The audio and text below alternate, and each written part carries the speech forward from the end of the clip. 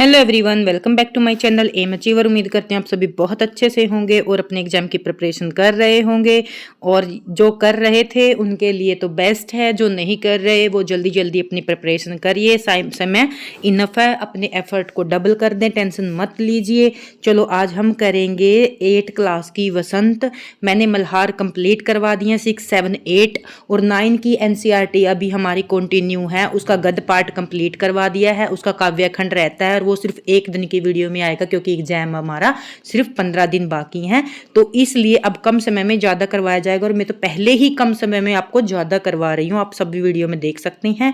तो अब हमें नहीं पता वसंत से आएगा मल्हार से आएगा, पर मैं अपने अकॉर्डिंग करवा रही हूँ कि कुछ छोड़ के नहीं चलेंगे। हम वसंत भी करेंगे, मल्हार भी करेंगे। सिर्फ 1 घंटे की वीडियो होगी, 1 घंटे में कुछ नहीं होता, 1 घंटा तो हम बात करके भी निकाल देते हैं। तो आप पढ़ के निकालना इस समय को, ठीक है। चलो स्टार्ट करते हैं। कविता है ध्वनि, 8 क्लास की वसंत बुक है ये। जो इसके सबसे पहले मैं आपको पॉइंट बताती हूँ। कवि का नाम, विषय और गद्य की विधा, ये इंपॉर्टेंट है। जब तक आपको इन तीनों चीज का पता नहीं होगा आप अच्छे से एग्जाम नहीं दे पाओगे। तो अब स्टार्ट करते हैं। सबसे पहले जो 8 क्लास की वसंत है उसकी जो कविता का नाम है वो है ध्वनि। और ध्वनि कविता, चलो स्टार्ट करते हैं। कविता का नाम है ध्वनि और इसके लेखक का नाम है, कवि का नाम है सूर्यकांत त्रिपाठी निराला। आपको अच्छे से याद रखना है, सूर्यकांत त्रिपाठी निराला। कविता का नाम क्या है? ध्वनि। और पंक्तियां आपने याद रखनी है। पंक्तियां लेके आने का कारण मैं आपको बताती हूँ कि पंक्तियां मैचिंग के लिए आती हैं और मैचिंग आप तब कर पाओगे जब आपको कम पंक्तियों के बारे में पता होगा। एकदम से थ्योरी लेकर में नहीं आती, थ्योरी से आप पंक्तियां नहीं समझ सकते। अब आप पंक्तियों को अच्छे से करिए, ठीक है। अभी न होगा मेरा अंत, अभी न होगा मेरा अंत, अभी अभी ही तो आया है मेरे वन में मृदुल वसंत, अभी न होगा मेरा अंत, ठीक है।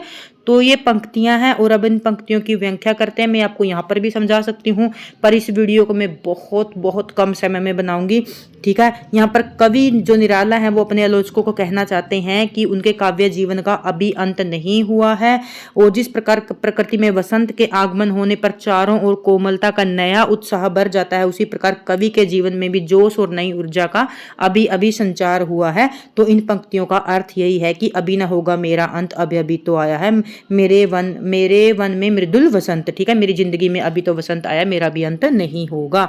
हरे हरे ये पात डाली कलियां कोमल गात, मैं नहीं मैं ही अपना स्वप्न मृदुल कर फेरूं निद्रित कलियों पर जगह एक प्रत्युष प्रत्युष मनोहर मनोहर, ठीक है। इन पंक्तियों में कवि कहता है कि वसंत आने पर पेड़ों पर अभी अभी हरे कोमल डालियां आई हैं।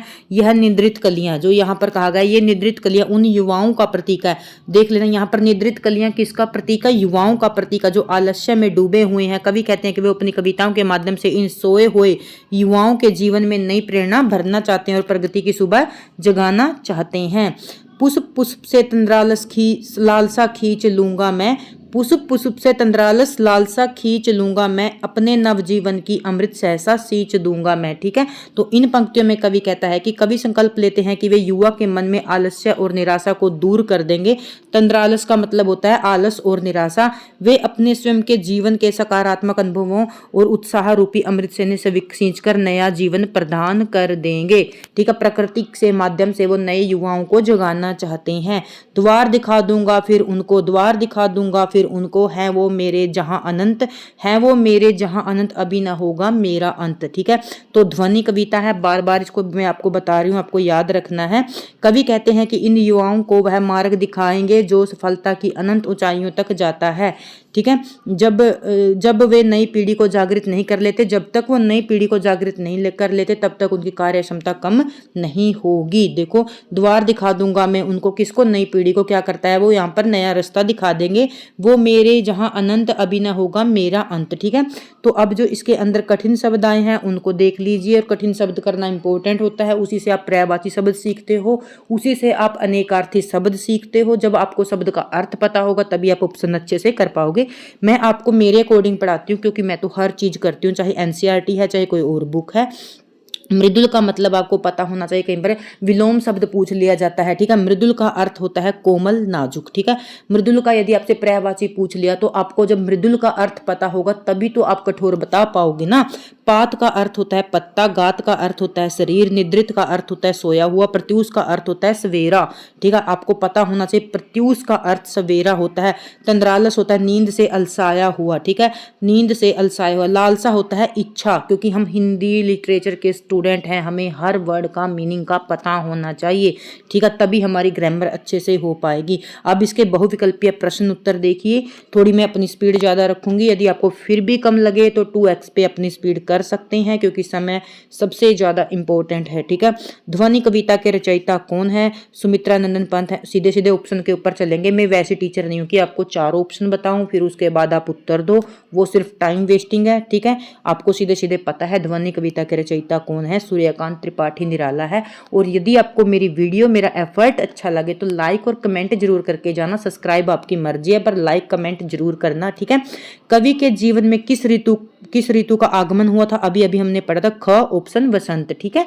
तो निद्रित कलियां किसका प्रतीक है? पेपर के अंदर आपसे पूछा जा सकता है कि निद्रित कलियां किसका प्रतीक है? आलसी युवा का, ठीक है, ऑप्शन ख आलसी युवाओं का। प्रत्यूष शब्द का अर्थ क्या है? देखो यहाँ पर पूछ लिया, कहीं और एचटेट में नहीं पूछेंगे तो किसी और एग्जाम में किसी और कंडीशन से आपके ऑप्शन बन के आ सकता है। प्रत्यूष का अर्थ होता है, अभी अभी हमने पढ़ा है, ऑप्शन क सवेरा। कवि फूलों से क्या सींच लेना चाहता है? क्या सींच लेना चाहता है फूलों से? अभी अभी हमने पढ़ा, क्या सींच लेना चाहता है? तंद्रालस, आलस को क्या कर लेना चाहता है? सींच लेना चाहता है। मृदुल शब्द का विलोम क्या होगा? देखो अभी अभी हमने पढ़ा था और अभी अभी पूछ लिया। अब जिसको मृदुल का अर्थ पता होगा कि मृदुल शब्द का अर्थ कोमल होता है, तभी तो वो उत्तर कठोर दे पाएगा ना, ठीक है। उत्तर का कठोर, ठीक है। आप ये मत समझना कि मैं एक्स्ट्रा पढ़ाती हूँ, मैं पॉइंट टू पॉइंट और जो इंपॉर्टेंट होता है वो पढ़ाती हूँ, क्योंकि मैं एग्जाम दे चुकी हूँ, मुझे पता है एग्जाम के अंदर हमारी कंडीशन क्या होती है। मैं ये नहीं है कि मैंने अपना चैनल चलाया और आपको पढ़ाने लगी, मुझे एग्जाम से कोई मतलब नहीं है। मैं आपकी कंडीशन आपसे बहुत अच्छे से कोरिलेट कर सकती हूँ, ठीक है। कवि किसे अनंत द्वार दिखाना चाहता है? अभी अभी हमने पढ़ा था, किसको दिखाना चाहता है? युवाओं को क्या दिखाना चाहता है? अनंत द्वार दिखाना चाहता है। कवि अपने हाथ किस पर फेरना चाहता है? निंद्रित कलियों पर, ठीक है। किस पर फेरना चाहता था? निंद्रित कलियों पर। इस कविता का मुख्य उद्देश्य क्या था? युवाओं, ऑप्शन ख युवाओं को जागृत करना, ठीक है। जो ध्वनि कविता है इसके लेखक कौन है, रचनाकार कौन है? सूर्यकांत त्रिपाठी निराला है। और इसका विषय क्या है? युवाओं को जागृत करना। प्रकृति की कविता दी गई है, प्रकृति के द्वारा संदेश देकर युवाओं को जागृत करना। लालसा शब्द का अर्थ क्या होता है? लालसा शब्द का अर्थ होता है तीव्र इच्छा, ठीक है। उम्मीद करती हूँ आपने सभी अच्छे क्वेश्चन अच्छे से कर लिए होंगे, समझ लिए होंगे। अब हम आ गए हैं चैप्टर नंबर 2, ठीक है। लाख की चूड़ियाँ। सबसे पहले आपको गद्य की विधा पता होना चाहिए, मैं बार बार कहती हूँ।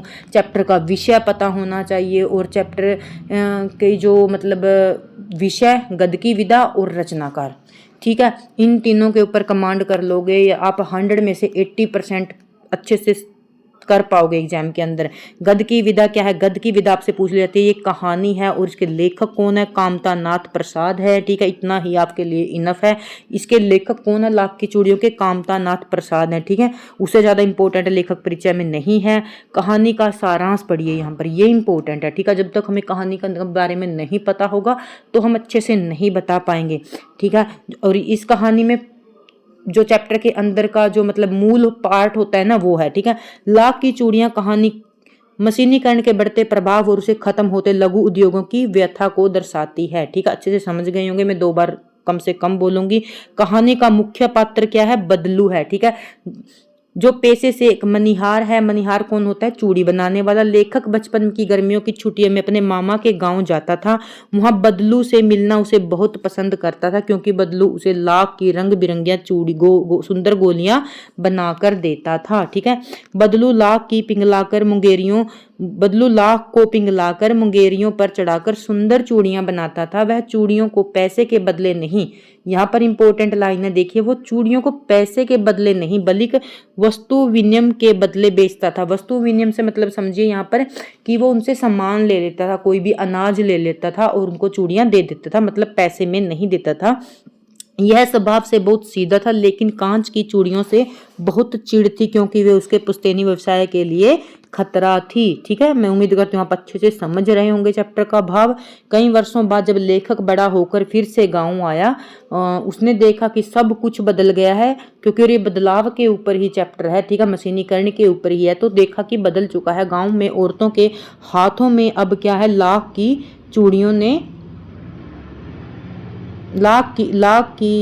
की जगह कांच की चूड़ियां थी। क्या था, जब पहले आता था तो औरतों के हाथ में क्या थी, लाख की चूड़ियां थी, और अब क्या है, कांच की चूड़ियां हैं।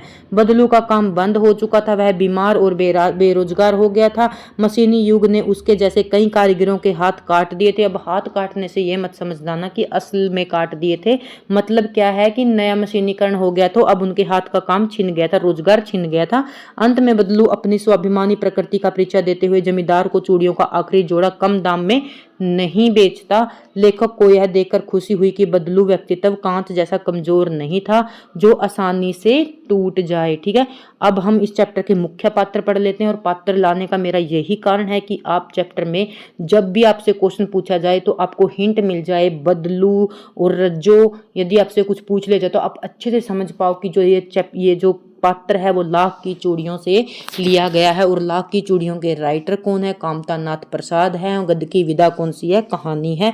जैसे मैं आपको बिना देखे बता रही हूँ, अपने माइंड को इंस्ट्रक्शन दो और याद करो। बदलू क्या है, कहानी का मुख्य पात्र है जो स्वाभिमानी और कुशल लाख की चूड़ियों बनाने वाला कारीगर है। लेखक, ठीक है, वह बालक जो बदलू को काका कहकर बुलाता है। क्या कहकर बुलाता है, काका। एक बार ये क्वेश्चन स्टेट में आया हुआ था जब मैंने दिया था। बालक बदलू को क्या कहकर बुलाता था, काका कहकर बुलाता था। रज्जो बदलू की बेटी जो लेखक को क्या खिलाती थी, आम खिलाती थी। ठीक है, अब उसकी बेटी का नाम यहाँ पर देख लो क्या है, रज्जो है। ठीक है, पूछा जा सकता है। प्रमुख बिंदु, मशीनी युग, इसके जो चैप्टर के अंदर विषय क्या था, इसके मोस्ट इंपोर्टेंट पॉइंट्स क्या थे। मशीनी युग के कारण हस्तशिल्प और कुटीर उद्योगों का पतन, बदलू का अटूट स्वाभिमान और अपने काम के प्रति ईमानदारी, वस्तु विनिमय का चित्रण, पुराने और नए समय के बीच अंतर का एहसास, बहुविकल्पीय प्रश्नोत्तर। आपको बता देती हूँ, सीधे सीधे ऑप्शन के आंसर बोलेंगे हम। बदलू लेखक को क्या कहकर बुलाता था, देखो अभी अभी मैंने आपको बताया था, बदलू लेखक को क्या बना कर देता था। ठीक है, कांच की चूड़ियां नहीं, लाख की गोलियां बना कर देता था। लेखक बदलू को क्या कहकर पुकारता था, ये रहा, बदलू को क्या बुलाता था, काका। और देखो हम कंफ्यूज हो सकते हैं कि वो लेखक था ना जो इस कहानी के बारे में बता रहा, वो अपने मामा के घर जाता था और बदलू उसको मामा के घर मिलता था, पर वो कहता मामा नहीं था। हम बदलू मामा कर सकते हैं, पर वो कहता क्या था, बदलू काका। इन पॉइंट्स पर आप ध्यान दिया करो। ठीक है, उसके बाद है बदलू का मुख्य व्यवसाय क्या था, चूड़ियां बनाना। बदलू का क्या था, मुख्य व्यवसाय था। ऑप्शन बी, बदलू चूड़ियां किस विधि से बेचता था। ऑप्शन सी, वस्तु विनिमय से बेचता था, अनाज के बदले बेचता था। ठीक है, बदलू को किस चीज से सख्त चिढ़ थी। ठीक है, तो आपने अभी अभी पढ़ा, उसको कांच की चूड़ियों से सख्त नफरत थी। ऑप्शन बी, लाख की चूड़ियां पाठ के लेखक कौन है। ऑप्शन बी, कामता नाथ प्रसाद, और गद्य की कौन सी विधा है, कहानी। ठीक है, बदलू की बेटी का नाम क्या था। बदलू की बेटी का नाम रज्जो था। मशीनी युग में बदलू के जीवन पर क्या प्रभाव पड़ा। ऑप्शन सी के साथ जाएंगे, उसका काम ठप हो गया और वो बेरोजगार हो गया। ठीक है, लेखक कितने वर्षों बाद अपने मामा के गांव आया था। ठीक है, 8-10 वर्ष के बाद आया था।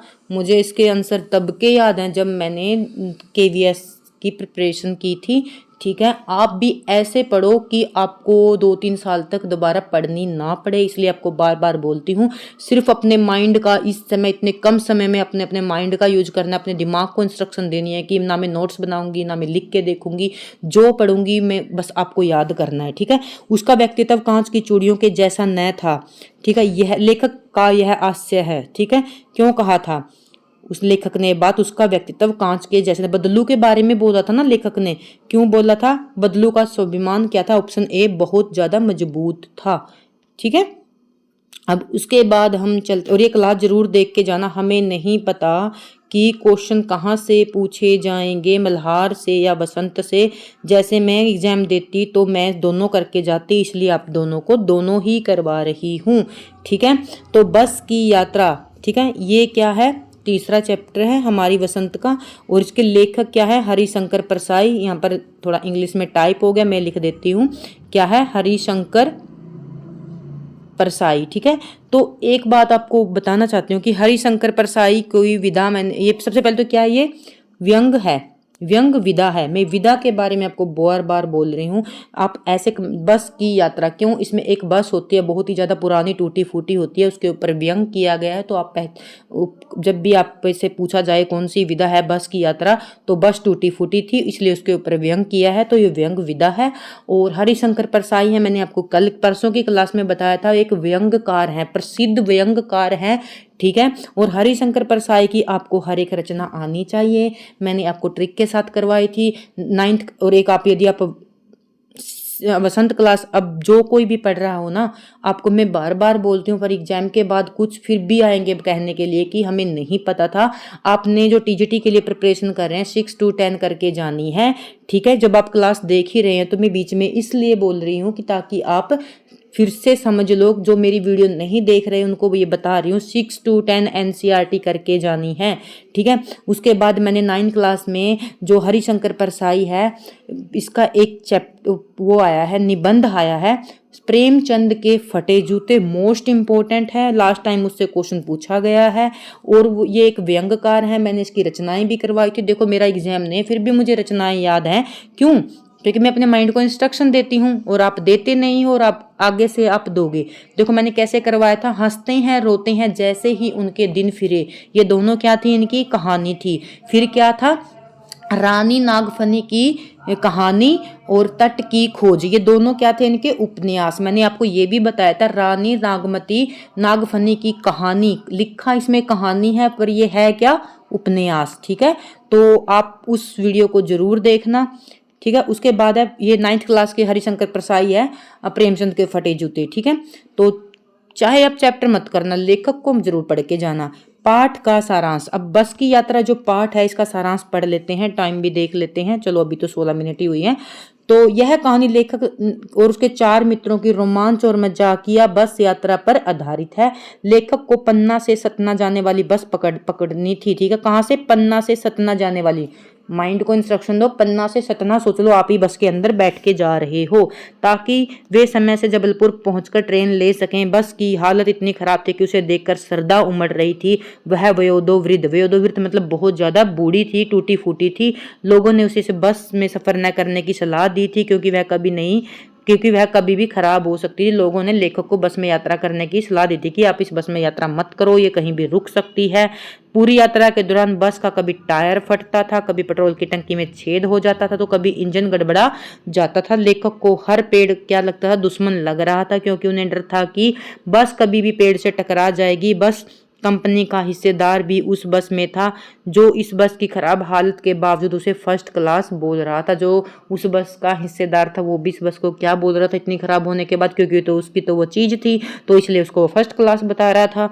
अंत में लेखक अपनी जान की चिंता छोड़कर मित्रों के साथ हंसी मजाक करने लगा, क्योंकि उन्हें समझ आ गया था कि बस के भरोसे मंजिल तक पहुंचना मुश्किल है। यह पाठ समाज में व्यापक भ्रष्टाचार और निजी स्वार्थ की ओर संकेत करता है। उम्मीद करती हूँ आप इस चैप्टर की व्याख्या को अच्छे से समझ गए होंगे। ये बस की यात्रा, बस में यात्रा कर रहे हैं 4 मित्र, और बस की जो कंडीशन कैसी है, बहुत ही टूटी फूटी कंडीशन है, कब वो खराब हो जाती है बार बार। तो ये एक व्यंग किया गया है हरिशंकर परसाई के द्वारा, और हरिशंकर परसाई की लाइफ टाइम आपको हर रचना याद होनी चाहिए। आप कोई भी एग्जाम दीजिए, केवी, एनवी, DSSB, हरिशंकर परसाई से क्वेश्चन पूछा जाएगा। अब नहीं पूछा जाएगा तो फिर कभी पूछा जाएगा, कब तक बचोगे, इसलिए अभी कर लो। हिंदी के सर्वश्रेष्ठ व्यंग्यकार हैं, उन्होंने व्यवस्था की विसंगतियों पर करारी चोट की है। यह रचना पाठकों तक हंसाते हुए सोचने पर मजबूर करती है।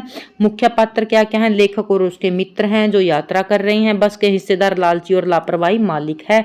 बहुविकल्पीय प्रश्न उत्तर कर लेते हैं। बस की यात्रा कैसी विधा है, व्यंग विधा है। ऑप्शन ख, लेखक को कहाँ की ट्रेन पकड़नी थी, लेखक को जबलपुर की ट्रेन पकड़नी थी। ऑप्शन ग, अब हम चलेंगे। बस की यात्रा की तुलना किससे की गई थी? वयोवृद्ध स्त्री से की गई थी। पेट्रोल की टंकी में छेद होने पर ड्राइवर ने क्या किया था?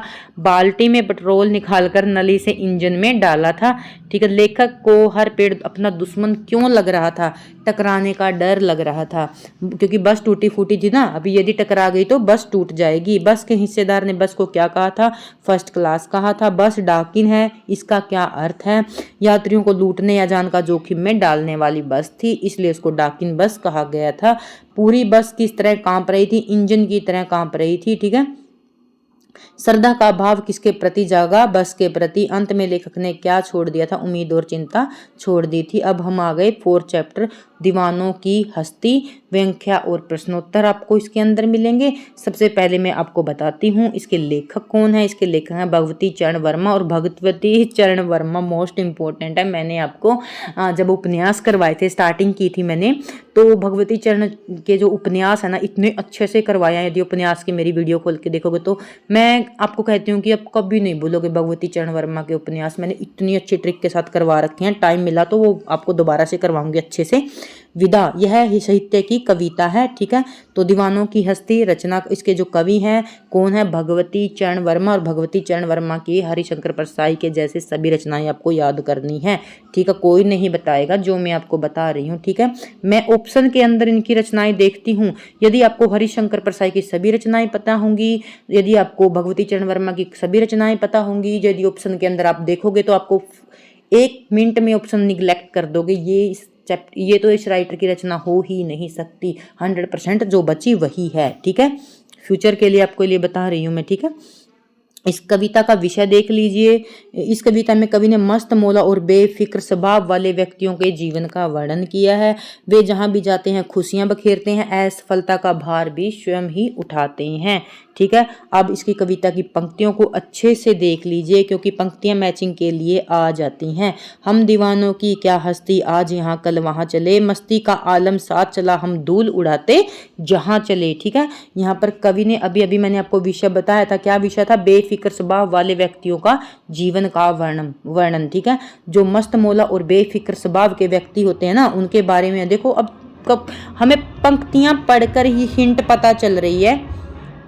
हम दीवानों की क्या हस्ती, आज यहाँ कल वहाँ चले, मस्ती का आलम साथ चला, हम धूल उड़ाते जहाँ चले। कवि कहते हैं कि हम दीवानों का कोई निश्चित ठिकाना नहीं है। हस्ती होती है ठिकाना, कोई बड़ा वजूद नहीं है।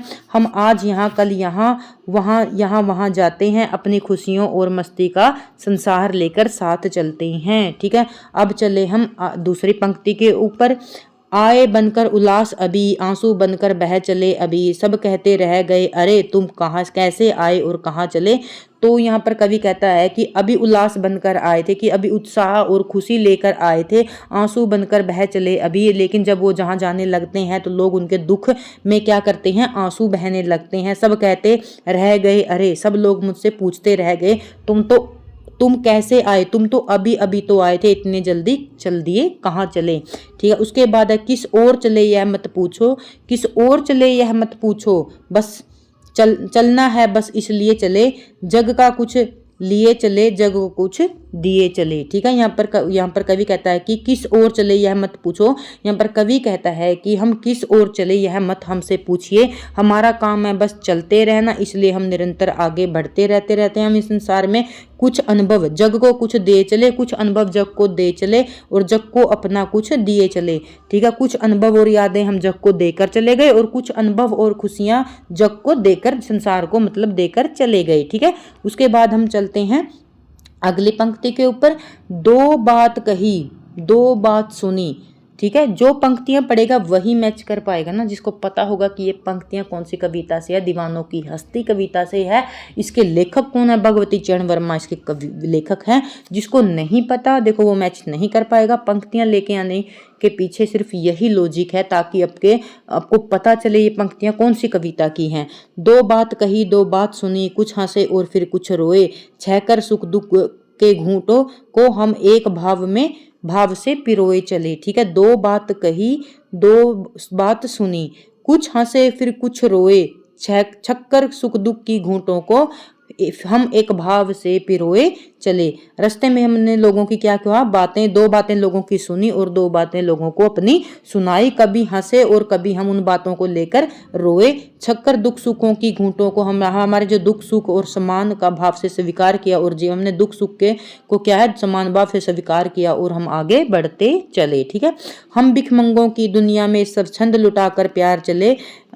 हम एक निशानी सी उर पर ले असफलता का भार चले। यहाँ पर कवि कहता है भिखमंगों की दुनिया की, जो आज जो भिखमंगे उनको बोलते हैं, क्योंकि जो सिर्फ लोगों से मांगते हैं उनको कुछ देते नहीं है। सब छंद लुटाकर प्यार चले। सब छंद होता है बिना इच्छा के, सब छंद मतलब खुले विचारों से संसार पर प्यार लुटाकर चले। हम एक निशानी उर में, उर होता है हमारा हृदय। ठीक है, पर्यायवाची आपको बहुत अच्छे से आने चाहिए और नेक्स्ट क्लास में पर्यायवाची की ही लेके आऊंगी जल्दी से जल्दी। हम एक निशानी उर में, वो कहते हैं कि हम अपने दिल में एक असफलता की निशानी लेकर असफलता की जा रहे हैं, ताकि पूरी दुनिया पूरी तरह खुश नहीं कर पाएंगे। अब अपना और पराया क्या, आबाद रहे रुकने वाले। हम स्वयं बंधे थे और स्वयं हम अपने बंधनों को तोड़ चले। ठीक है, अंत में कवि कहते हैं कि हमारे लिए अपना और पराया कोई नहीं है, आबाद रहे रुकने वाले। जो लोग एक जगह ठहर गए वो खुश और आबाद रहे।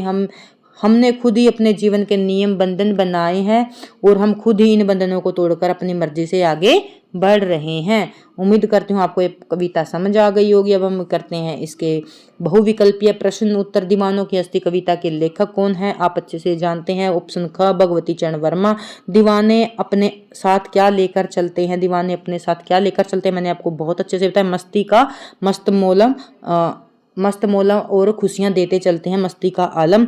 कवि ने दुनिया को भिखमंगे की दुनिया क्यों कहा, क्योंकि लोग यहाँ केवल लेना जानते हैं, देना नहीं जानते। ऑप्शन ख, दीवाने एक जगह क्यों नहीं रुकते, क्योंकि ऑप्शन ख, उनका स्वभाव घुमुक्कड़ और मस्त मौला होता है। दीवाने सुख दुख को कैसे अपनाते हैं, तो कैसे अपनाते हैं, ऑप्शन ग, दोनों एक भाव से अपनाते हैं। और ये मैंने आपको कविता की पंक्तियां बताई, तभी मुझे इनके उत्तर पता चले हैं।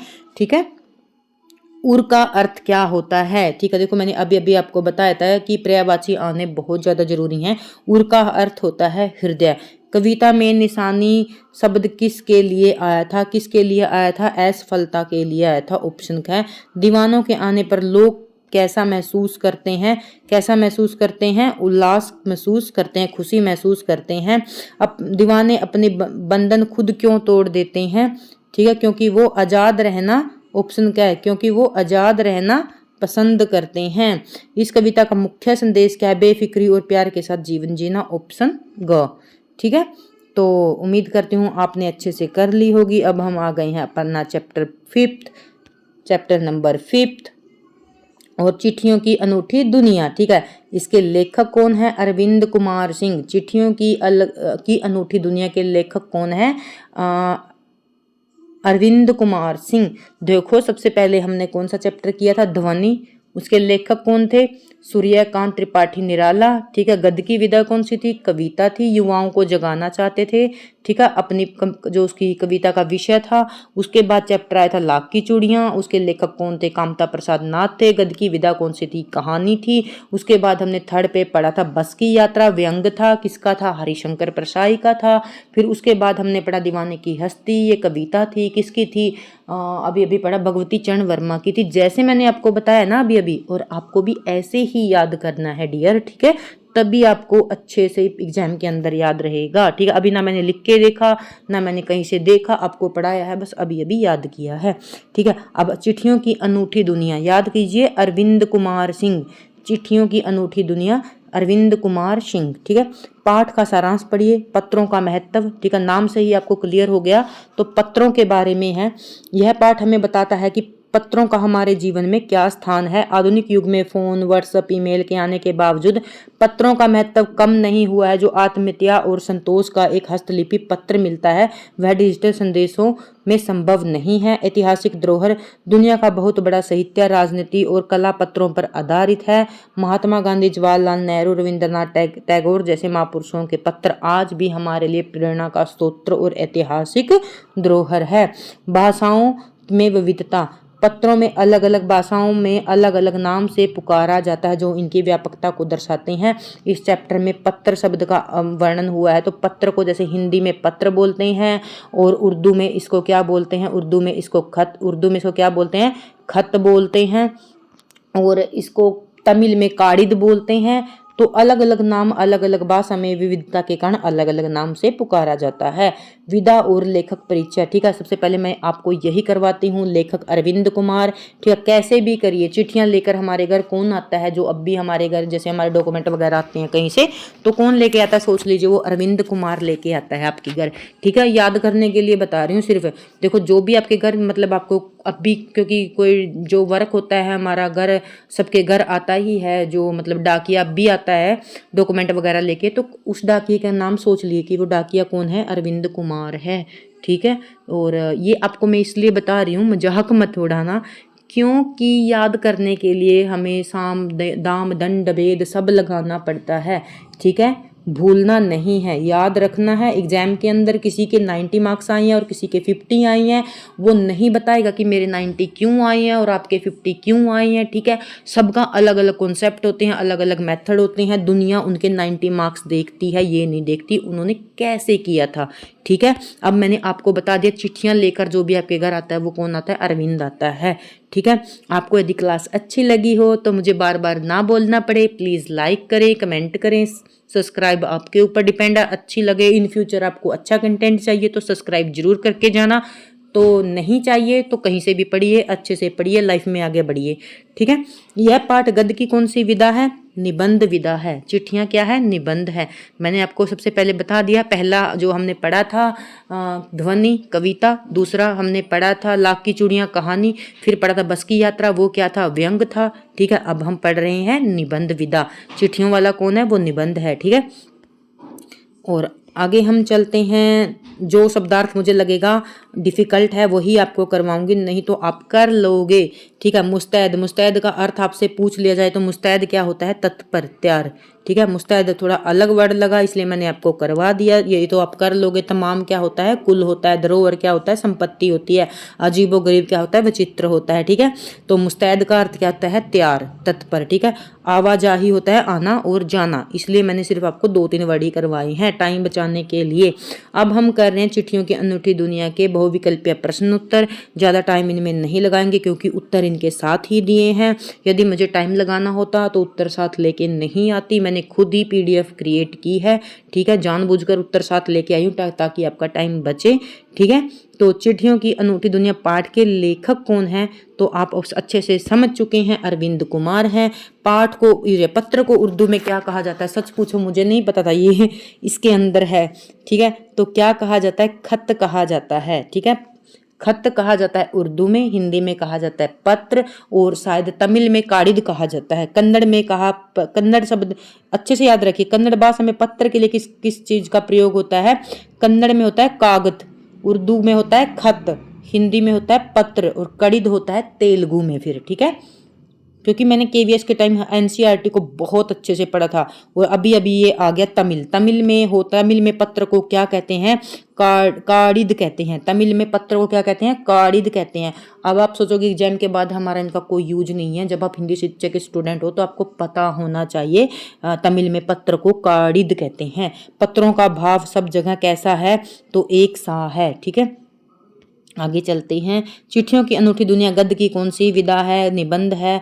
किसके पत्र आज भी संग्रहालयों में धरोहर के रूप में है, हमने अच्छे से पढ़ा, महान हस्तियों के। आधुनिक संसार का कौन सा साधन पत्रों की जगह नहीं ले सकता, उपयुक्त सभी। विश्व डाक संघ की ओर से पत्र लेखन प्रतियोगिता कब शुरू की गई थी, 1972 में की गई थी। महात्मा गांधी एंड इंडिया शीर्षक से पत्र कहाँ से आते थे, दुनिया भर से आते थे। पत्रों का जादू किस पर छाया हुआ है, तो पूरी दुनिया पर छाया हुआ है। पंडित जवाहरलाल नेहरू ने 1953 में संचार के साधन के बारे में क्या कहा था, क्या कहा था कि हर कार्य ही पहला संदेश पहुंचाते हैं। हर कार्य होता है पत्र, हर कार्य ही क्या है, पहला संदेश पहुंचाते हैं। पत्र क्या शुरू करते हैं, पत्र नया सिलसिला शुरू करते हैं। गांव में चिट्ठियों को लेकर आने वाले को क्या कहा जाता है, देवदूत, ठीक है। कौन सा साधन यादों के लिए सहेज कर रखने में सक्षम है, पत्र, ठीक है। अब हम आगे चैप्टर नंबर 6 टाइम देख लेते हैं 33 3 मिनट हुए हैं और हमारे 6 चैप्टर कंप्लीट होने वाले हैं। और इस आपको बता दूं वसंत में 18 चैप्टर है, थोड़ी लंबी वीडियो हो सकती है पर देखते रहिए, कैसे भी देखिए, एग्जाम के लिए इम्पोर्टेंट है। भगवान के डाकिए, ठीक है, भगवान के जो डाकिए हैं, सबसे पहले इसके रचनाकार को याद कीजिए, रामधारी सिंह। ठीक है, रामधारी सिंह दिनकर है ना, कुरुक्षेत्र जो इनकी कविता है ना बहुत ज़्यादा फेमस है, बहुत ज़्यादा। एक बार मैं इंटरव्यू देने के लिए गई थी KVS का, और मैं कुरुक्षेत्र गई थी देने के लिए क्योंकि मैं कुरुक्षेत्र डिस्ट्रिक्ट से ही हूँ। तो वहां पर मुझसे रामधारी कुरुक्षेत्र, जब मैंने अपना परिचय दिया तो उन्होंने कहा, मैंने अपने परिचय में बोला कि मैं कुरुक्षेत्र डिस्ट्रिक्ट से हूं। तो यदि आप, उन्होंने मुझसे इंटरव्यू में पूछा, यदि आप कुरुक्षेत्र डिस्ट्रिक्ट से हैं तो आप हमें बताइए ऐसा कौन सा राइटर है जिसने कुरुक्षेत्र के ऊपर कविता लिखी है। ठीक है, मैंने पलक झपकते ही उनको बता दिया था, रामधारी सिंह दिनकर। ठीक है, और पूरा इंटरव्यू मेरा बहुत अच्छे से हुआ था। और प्रिंसिपल ने मुझसे रोक कर कहा था, लड़कियां बहुत आई हैं इंटरव्यू देने के लिए पर आप जैसी लड़की मैंने एक भी नहीं देखी। ठीक है, तो और मुझसे बोर्ड के ऊपर सच्चिदानंद हीरानंद वात्स्यायन अगेय की संधि करवाई गई थी। हम सोच भी नहीं सकते कि मुझसे एग्जाम इंटरव्यू के अंदर ये पूछा जाएगा। ठीक है, और मैंने कर दी थी। ठीक है, और ये तो 2-3 साल पहले की, 3-4 साल पहले की बात है। ठीक है, तो मैं इसलिए कहती हूँ प्रिपरेशन कीजिए, अच्छे से कीजिए, ये मत सोचिए कि मेरा हिंदी साहित्य 20 नंबर का आएगा। ठीक है, वो आपकी लाइफ टाइम के लिए आएगा। ठीक है, जब कोई प्रिंसिपल तारीफ करता है ना, सच में प्राउड फील होता है हमें। ठीक है, अब मैंने आपका टाइम लगा दिया। तो रामधारी सिंह दिनकर, ठीक है, तो रामधारी सिंह दिनकर को मैंने मल्हार में आपको पढ़ाया है, और वहां पर ये निबंध, वो यात्रा वृतांत था, यदि आपको याद हो तो 6 क्लास का चैप्टर है, 13 तो नहीं है, शायद 11 चैप्टर हो सकता है। रामधारी सिंह दिनकर मैंने आपको बोला था मोस्ट इंपॉर्टेंट है। रेणुका, दिल्ली, नए पत्ते, रश्मि रथी, इसकी बहुत महत्वपूर्ण रचनाएं हैं। हुंकार हो गया, कुरुक्षेत्र हो गया, तो आपको सभी रचनाएं याद होनी चाहिए। और 6 क्लास की मल्हार में मैंने आपको करवाया है, यदि कोई स्टूडेंट देख रहा हो तो प्लीज नाम बता के जाना। ठीक है, और मुझे आप पर उम्मीद है कि बताकर भी नहीं जाओगे। कविता और व्याख्या, सबसे पहले हम इसकी कविता पढ़ देते हैं। भगवान के डाकिए कविता, कवि का नाम रामधारी सिंह दिनकर। अब कविता की व्याख्या देखिए। ठीक है, पक्षी और बादल ये भगवान के डाकिए हैं। पक्षी और बादल ये भगवान के डाकिए हैं।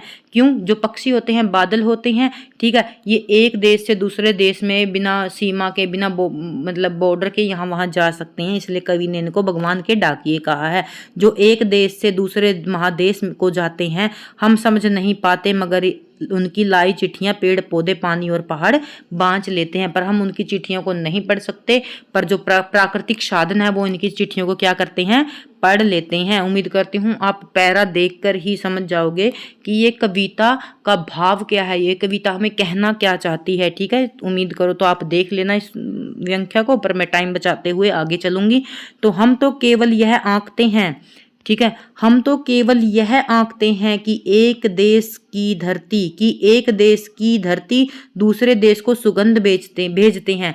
हम तो यह जानते हैं कि एक देश की धरती सिर्फ दूसरे देश को क्या भेजती है, सुगंध भेजती है। और सौरभ हवा में तैरते हैं। सौरभ का अर्थ आपको पता होना चाहिए, मैं बार बार बोलती हूँ, पर्यायवाची आपको हर एक पर्यायवाची आना चाहिए। और जो इंपॉर्टेंट है, जो मैंने आप आज तक किए हैं और मेरा एक भी गलत नहीं हुआ है, वो मैं आपको जरूर बताऊंगी कि ये तो आपको करना ही है। सौरभ होता है सुगंध। ठीक है, तो हम सोचते थे कि आज तक क्या है, सुगंध ही हवा में तैरती है, पक्षियों की पांखों पर तिरता है, और एक देश का भाप दूसरे देश में पानी बनकर बरसता है। ठीक है, जो एक देश का बादल होता है दूसरे देश में क्या है, बादल भाप बन के बादल बन के बरस जाता है। कवि के अनुसार हम मनुष्य केवल भौतिक सीमाओं को देखते हैं, लेकिन प्राकृतिक सीमाओं को नहीं प्रकृति इन सीमाओं को नहीं मानती। एक देश के फूलों का खुशबू दूसरे देश में जाकर देश में पहुंच जाती है। पक्षियों के पंखों पर उस सुगंध को लेकर उड़ते हैं। इसी तरह देश की नदियां या समुद्र से उठी भाप दूसरे देश में वर्षा के रूप में बरस जाते हैं। यह हमें सिखाते हैं कि प्रेम और भाईचारा की शांति की कोई सीमा नहीं है। तो आप, उम्मीद करती हूँ अच्छे से समझ गए होंगे। भगवान के डाकिए रामधारी सिंह दिनकर, भगवान के डाकिए रामधारी सिंह दिनकर की कविता है। ठीक है, और ये जो देश के पक्षियों के माध्यम से देश की सीमाओं एक सीमा से दूसरे देश में सीमाओं में क्या क्या लेकर जाते हैं वो बताया गया है। बांचना होता है पढ़ना, इसके अंदर वही बताऊंगी जो आपको नहीं आता होगा। ठीक है, जैसे सौरभ है, थोड़ा अलग वर्ड है, तो इसका सुगंध और खुशबू होता है। आज से ही माइंड में लगा लो। सौरभ मतलब जिस भी लड़के का नाम सौरभ लगे उसका अर्थ खुशबू या सुगंध है। पांख होता है पंख, ठीक है, और सभी आप अच्छे से जानते होंगे। भगवान के डाकिये किसे कहा गया है? यदि आपसे सीधा सीधा पूछ लिया जाए, जिसने अच्छे से पढ़ा वही बता पाएगा। पक्षी और बादल को कहा गया है। पक्षियों की लाई चिट्ठियां कौन पढ़ता है? प्रकृति के अंग पढ़ते हैं। सौरभ कहाँ तैरता है? हवा में। सौरभ सुगंध होता है, जिसको पता है वो हवा में तैरेगी ना, ठीक है। एक देश का बाप दूसरे देश में क्या बन जाता है? पानी बन जाता है, ठीक है। दिनकर जी की कविता में किसका संदेश दिया गया है? तो आपने अभी अभी पढ़ा, ऑप्शन ग, विश्व बंधुत्व का संदेश दिया गया है, ठीक है। उसके बाद आ जाता है हमारा चैप्टर 7। क्यों क्या निराश हुआ जाए। सबसे पहले इसके लेखक आचार्य हजारी प्रसाद द्विवेदी। आज ही सुबह मैंने 9th क्लास की एनसीईआरटी में इसको बहुत अच्छे से करवाया था। इसके उपन्यास करवाए थे, निबंध करवाए थे, ठीक है। तो उपन्यास कौन कौन से थे? अशोक के फूल, कुटीज, कल्पलता, ये इसके निबंध थे। सॉरी, उपन्यास इसके थे। चारू की चंद्रलेखा, अनामदास का पोथा, ये इसके 3, एक और है इसका पुनर्वा। तो ये सभी इसके उपन्यास हैं। इसकी आलोचनात्मक कृतियां आपको याद होनी चाहिए, ठीक है। तो हिंदी साहित्य का उद्भव और विकास, ये इसकी आलोचनात्मक कृति है। कबीर इनकी आलोचनात्मक कृति है। और ये मैंने सभी आपको सुबह सुबह आज ही करवाए हैं, और एक एक आपको याद होना चाहिए, जैसे मैं याद रखती हूँ आपको भी याद रखना है। अध्याय का परिचय, सबसे पहले तो आपको पता होना चाहिए क्या निराश हो जाए क्या है, गद्य की विधा क्या है, निबंध है। क्या निराश हो जाए आचार्य हजारी प्रसाद द्वारा एक रोचक विचारात्मक निबंध है। इस निबंध में लेखक ने तत्कालीन भारतीय समाज की विसंगतियां, बढ़ते भ्रष्टाचार और नैतिक मूल्यों के पतन पर गहरी चिंता व्यक्त की है। हालांकि यह निबंध केवल नकारात्मक का रोना नहीं रोता, बल्कि हमें सिखाता है कि समाज में आज भी अच्छाई जीवित है और हमें निराश होने की जरूरत नहीं है, आवश्यकता नहीं है। आज का दूषित वातावरण, लेखक कहते हैं कि जब वह सुबह समाचार पत्र उठाते हैं तो उनका मन बैठ जाता है। चारों ओर ठगी, डकैती, चोरी, तस्करी, भ्रष्टाचार की खबरें छपती रहती हैं। और समाज में एक ऐसा माहौल बन गया है जहां हर व्यक्ति एक दूसरे को संदेश की दृष्टि से देखता है।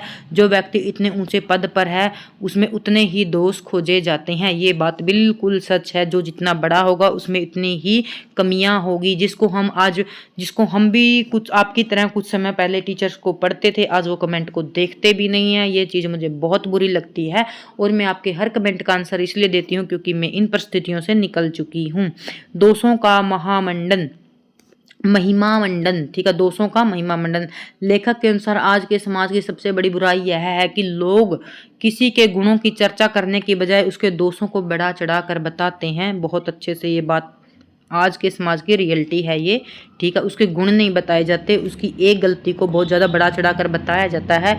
बुराई में रस लेना बहुत बुरी बात है। सच्चाई का तो यह है कि अच्छाई को उजागर न करना और उसमें रस लेना भी बहुत बड़ी बुराई है। भारतवर्ष की महान अतीत, लेखक याद दिलाते हैं कि यह भारतवर्ष है जिसका सपना तिलक, गांधी, रविंद्रनाथ ठाकुर ने देखा था। यह आर्य और द्रविड़, हिंदू, मुसलमान, यूरोपीय और भारतीय आदर्शों का मिलन भूमि है। लेखक का मानना है कि बाहरी तौर पर भले ही गंदगी दिख रही हो, लेकिन भारत की महान संस्कृति, मानव महासमुद्र अभी सूखा नहीं है। 2 प्रेरक घटनाएं इसके अंदर वर्णन किया गया है। लेखक ने अपनी निराशा को दूर करने के लिए 2 मुख्य घटनाओं का वर्णन किया गया है जो इस निबंध के अंदर है। टिकट बाबू की ईमानदारी, ठीक है। एक बार लेखक गलती से 10 रुपए की बजाय 100 रुपए का नोट टिकट बाबू को दे दिया और गाड़ी में आकर बैठ गए। थोड़ी देर बाद टिकट बाबू हर डिब्बे में लेखक को खोजता हुआ आया और बड़े सम्मान के साथ उनके 90 रुपए वापस कर गए। उनके चेहरे पर जो संतोष था उसे लेखक को विश्वास दिलाया और ईमानदारी खत्म नहीं हुई। बस कंडक्टर की मानवता, एक बार लेखक सपरिवार बस से यात्रा कर रहे थे। जंगल के सुनसान रास्ते में बस खराब हो गई तो लोग डर गए कि ड्राइवर को पीटने लगे। उस समय कंडक्टर साइकिल लेकर निकला और कुछ देर बाद नई बस और लेखक के बच्चों के लिए दूध व पानी लेकर लौटा। उसने साबित कर दिया कि मानवता अब भी जीवित है, ठीक है। उम्मीद करती हूँ चैप्टर के विषय में आपको पता चल गया होगा। महत्वपूर्ण निष्कर्ष, निबंध के अंत में एक सकारात्मक संदेश के साथ होता है। लेखक कहते हैं कि मनुष्य की बनाई विधियां गलत नतीजे तक पहुंच सकती हैं, उन्हें बदलना होगा, लेकिन अभी भी आशा की ज्योति बुझी नहीं है। महान भारतवर्ष को पाने की संभावना बनी हुई है और बनी रहेगी। इसलिए वे अपने मन को संबोधित करते हुए कहते हैं, मेरे मन निराश होने की जरूरत नहीं है। ठीक है, तो इसके बाद इसके एमसीक्यू कर लेते हैं। क्या निराश हुआ जाए विदा की कौन सी रचना है? निबंध है। लेखक के अनुसार समाचार पत्र किन खबरों से भरे हुए हैं? भ्रष्टाचार और चोरी और ठगी की घटनाओं से भरे हुए हैं। लेखक ने भारत को किस महासमुद्र कहा है? मानव महासमुद्र कहा है। बीरू और बेबस किसके हिस्से में आए? सच्चाई की और ईमानदार लोगों के। टिकट बाबू लेखक को ढूंढते हुए कहाँ पहुंचे? ट्रेन के डिब्बे में। कंडक्टर अपने साथ क्या लेकर वापस आया था? नई बस और बच्चों के लिए दूध। अभी अभी हमने पढ़ा। समाज में मूर्खता का पर्याय किसे माना जाने लगा है? ईमानदारी को। भारतवर्ष ने सभी को किससे अधिक महत्व दिया है? भौतिक वस्तुओं के संग्रह को। लेखक ने ड्राइवर को किससे बचाया था? गुसाई भीड़ की पिटाई से बचाया था। आर्य और द्रविड़ का मिलन स्थल कौन सा है? भारत वर्ष। मदन मोहन मालवीय और तिलक का महान संस्कृति सभ्य भारत कहाँ डूब गया? अतीत के गहरे गड्ढे में। लेखक के अनुसार क्या मनुष्य मात्र के प्रति प्रेम खत्म हो गया? नहीं, अभी जीवित है। इस पाठ का अंतिम वाक्य क्या है? मेरे मन निराश होने की जरूरत नहीं है। ये वाक्य देकर आपसे क्वेश्चन भी पूछा जा सकता है कि इस वाक्य को किस चैप्टर में कहा गया है। ये तो आपसे पाठ का नाम पूछ लिया जाएगा, या फिर आपसे पाठ के लेखक का नाम पूछ लिया जाएगा, या फिर गद्य की विधा पूछ ली जाएगी। ठीक है, मैंने आपको बहुत अच्छे से पढ़ाने की कोशिश की, उम्मीद करती हूँ आप अच्छे से समझ गए होंगे। अब हम आ गए हैं सबसे कठिन समय। ये कविता है, 8 नंबर चैप्टर पर हम आ गए हैं। ठीक है, तो सबसे पहले जया जादवानी। ठीक है, जया जादवानी है सबसे कठिन समय नहीं। ठीक है, जया जादवानी ने हमें क्या बताया कि ये समय हमारे लिए कठिन नहीं है। जया जादवानी हिंदी साहित्य की एक प्रतिष्ठित कवयित्री और लेखिका है। ठीक है, बस इसके बारे में अभी आप इतना ही जान लो, वही महत्वपूर्ण है। ठीक है, तो क्या है इस जो कविता है अभी कठिन समय नहीं है, इसकी राइटर कौन है? जया जादवानी है। ठीक है, कविता की पंक्तियां सबसे ज्यादा इंपॉर्टेंट है और कविता का भाव समझना इंपॉर्टेंट है, वो समझ लीजिए। नहीं, यह सबसे कठिन समय नहीं, अभी भी दबा है चिड़िया की चोंच में तिनका और वह उड़ने की तैयारी में है। यहाँ पर कवयित्री कहती है कि वर्तमान समय में सबसे बुरा या कठिन मानना नहीं चाहिए। ठीक है, वर्तमान समय को सबसे बुरा या कठिन नहीं मानना चाहिए। जैसे अब आप एकदम से एग्जाम आ गया, इसको बुरा और कठिन मत मानिए। अब आपने जितना पढ़ा है अब अपना कर्तव्य निभाइए और बेस्ट दे के आइए, जो होना है वो हो जाएगा। ठीक है, उदाहरण के रूप में वह चिड़िया को देखती है जो चोंच में तिनका दबाकर घोंसला बनाने के लिए उड़ने को तैयार है। यह दर्शाता है कि जीवन में निर्माण और आशा अब भी जीवित है। ठीक है, अब हमारे पास यदि 15 दिन है तो 15 दिनों को 30 दिन बनाकर पढ़िए। ठीक है, अभी भी झरती हुई पत्ती थामने को बैठा है हाथ एक। अभी भी झरती हुई पत्ती थामने को बैठा है हाथ एक, अभी भी भीड़ है स्टेशन पर। ठीक है, यहाँ पर कवयित्री कहती है कि दुनिया में अभी भी मानव शेष है।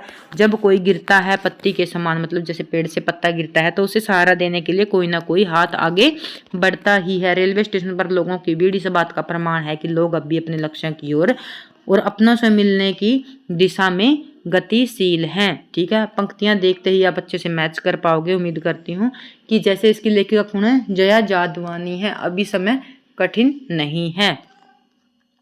अभी एक रेलगाड़ी जाती है गंतव्य तक भी, अभी भी क्या है, एक हमारे लक्ष्य को पाने के लिए, मंजिल तक पहुंचने के लिए अभी भी ट्रेनें आती जाती रहती हैं, जहां हर कोई कर रहा किसी की प्रतीक्षा। अब भी क्या है, कोई हर उनका प्रियजन है जो उनके आने का क्या कर रहा है? इंतजार कर रहा है। प्रेम और रिश्तों का यह बंधन जीवन ही जीने के योग्य बनाता है। अभी भी कहता है कोई किसी को, जल्दी आ जाओ अब सूरज डूबने का वक्त हो गया। अभी कहा जाता है उस कथा का आखिरी हिस्सा। ठीक है, अब भी कहा जाता है उस कथा का आखिरी हिस्सा।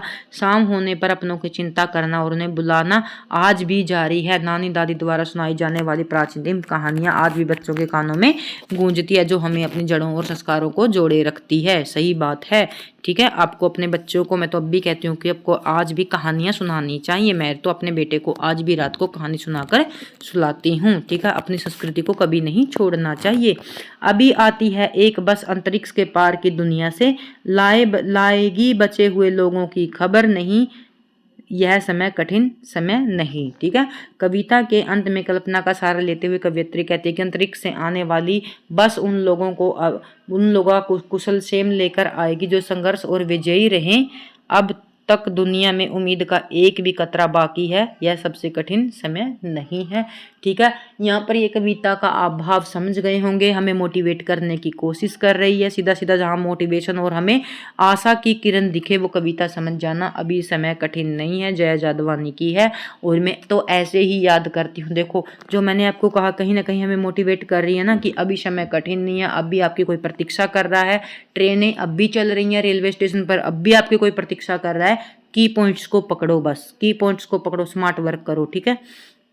कविता के अनुसार चिड़िया की चोंच में क्या है? तिनका है। झरती हुई पत्तियां कौन थामता है? एक हाथ थामता है। स्टेशन पर क्या दिखाई देता है? स्टेशन पर हमें क्या देता है? भीड़ दिखाई देती है। रेलगाड़ी कहाँ तक जाएगी? इसके तो ऑप्शन ही नहीं दिए हैं।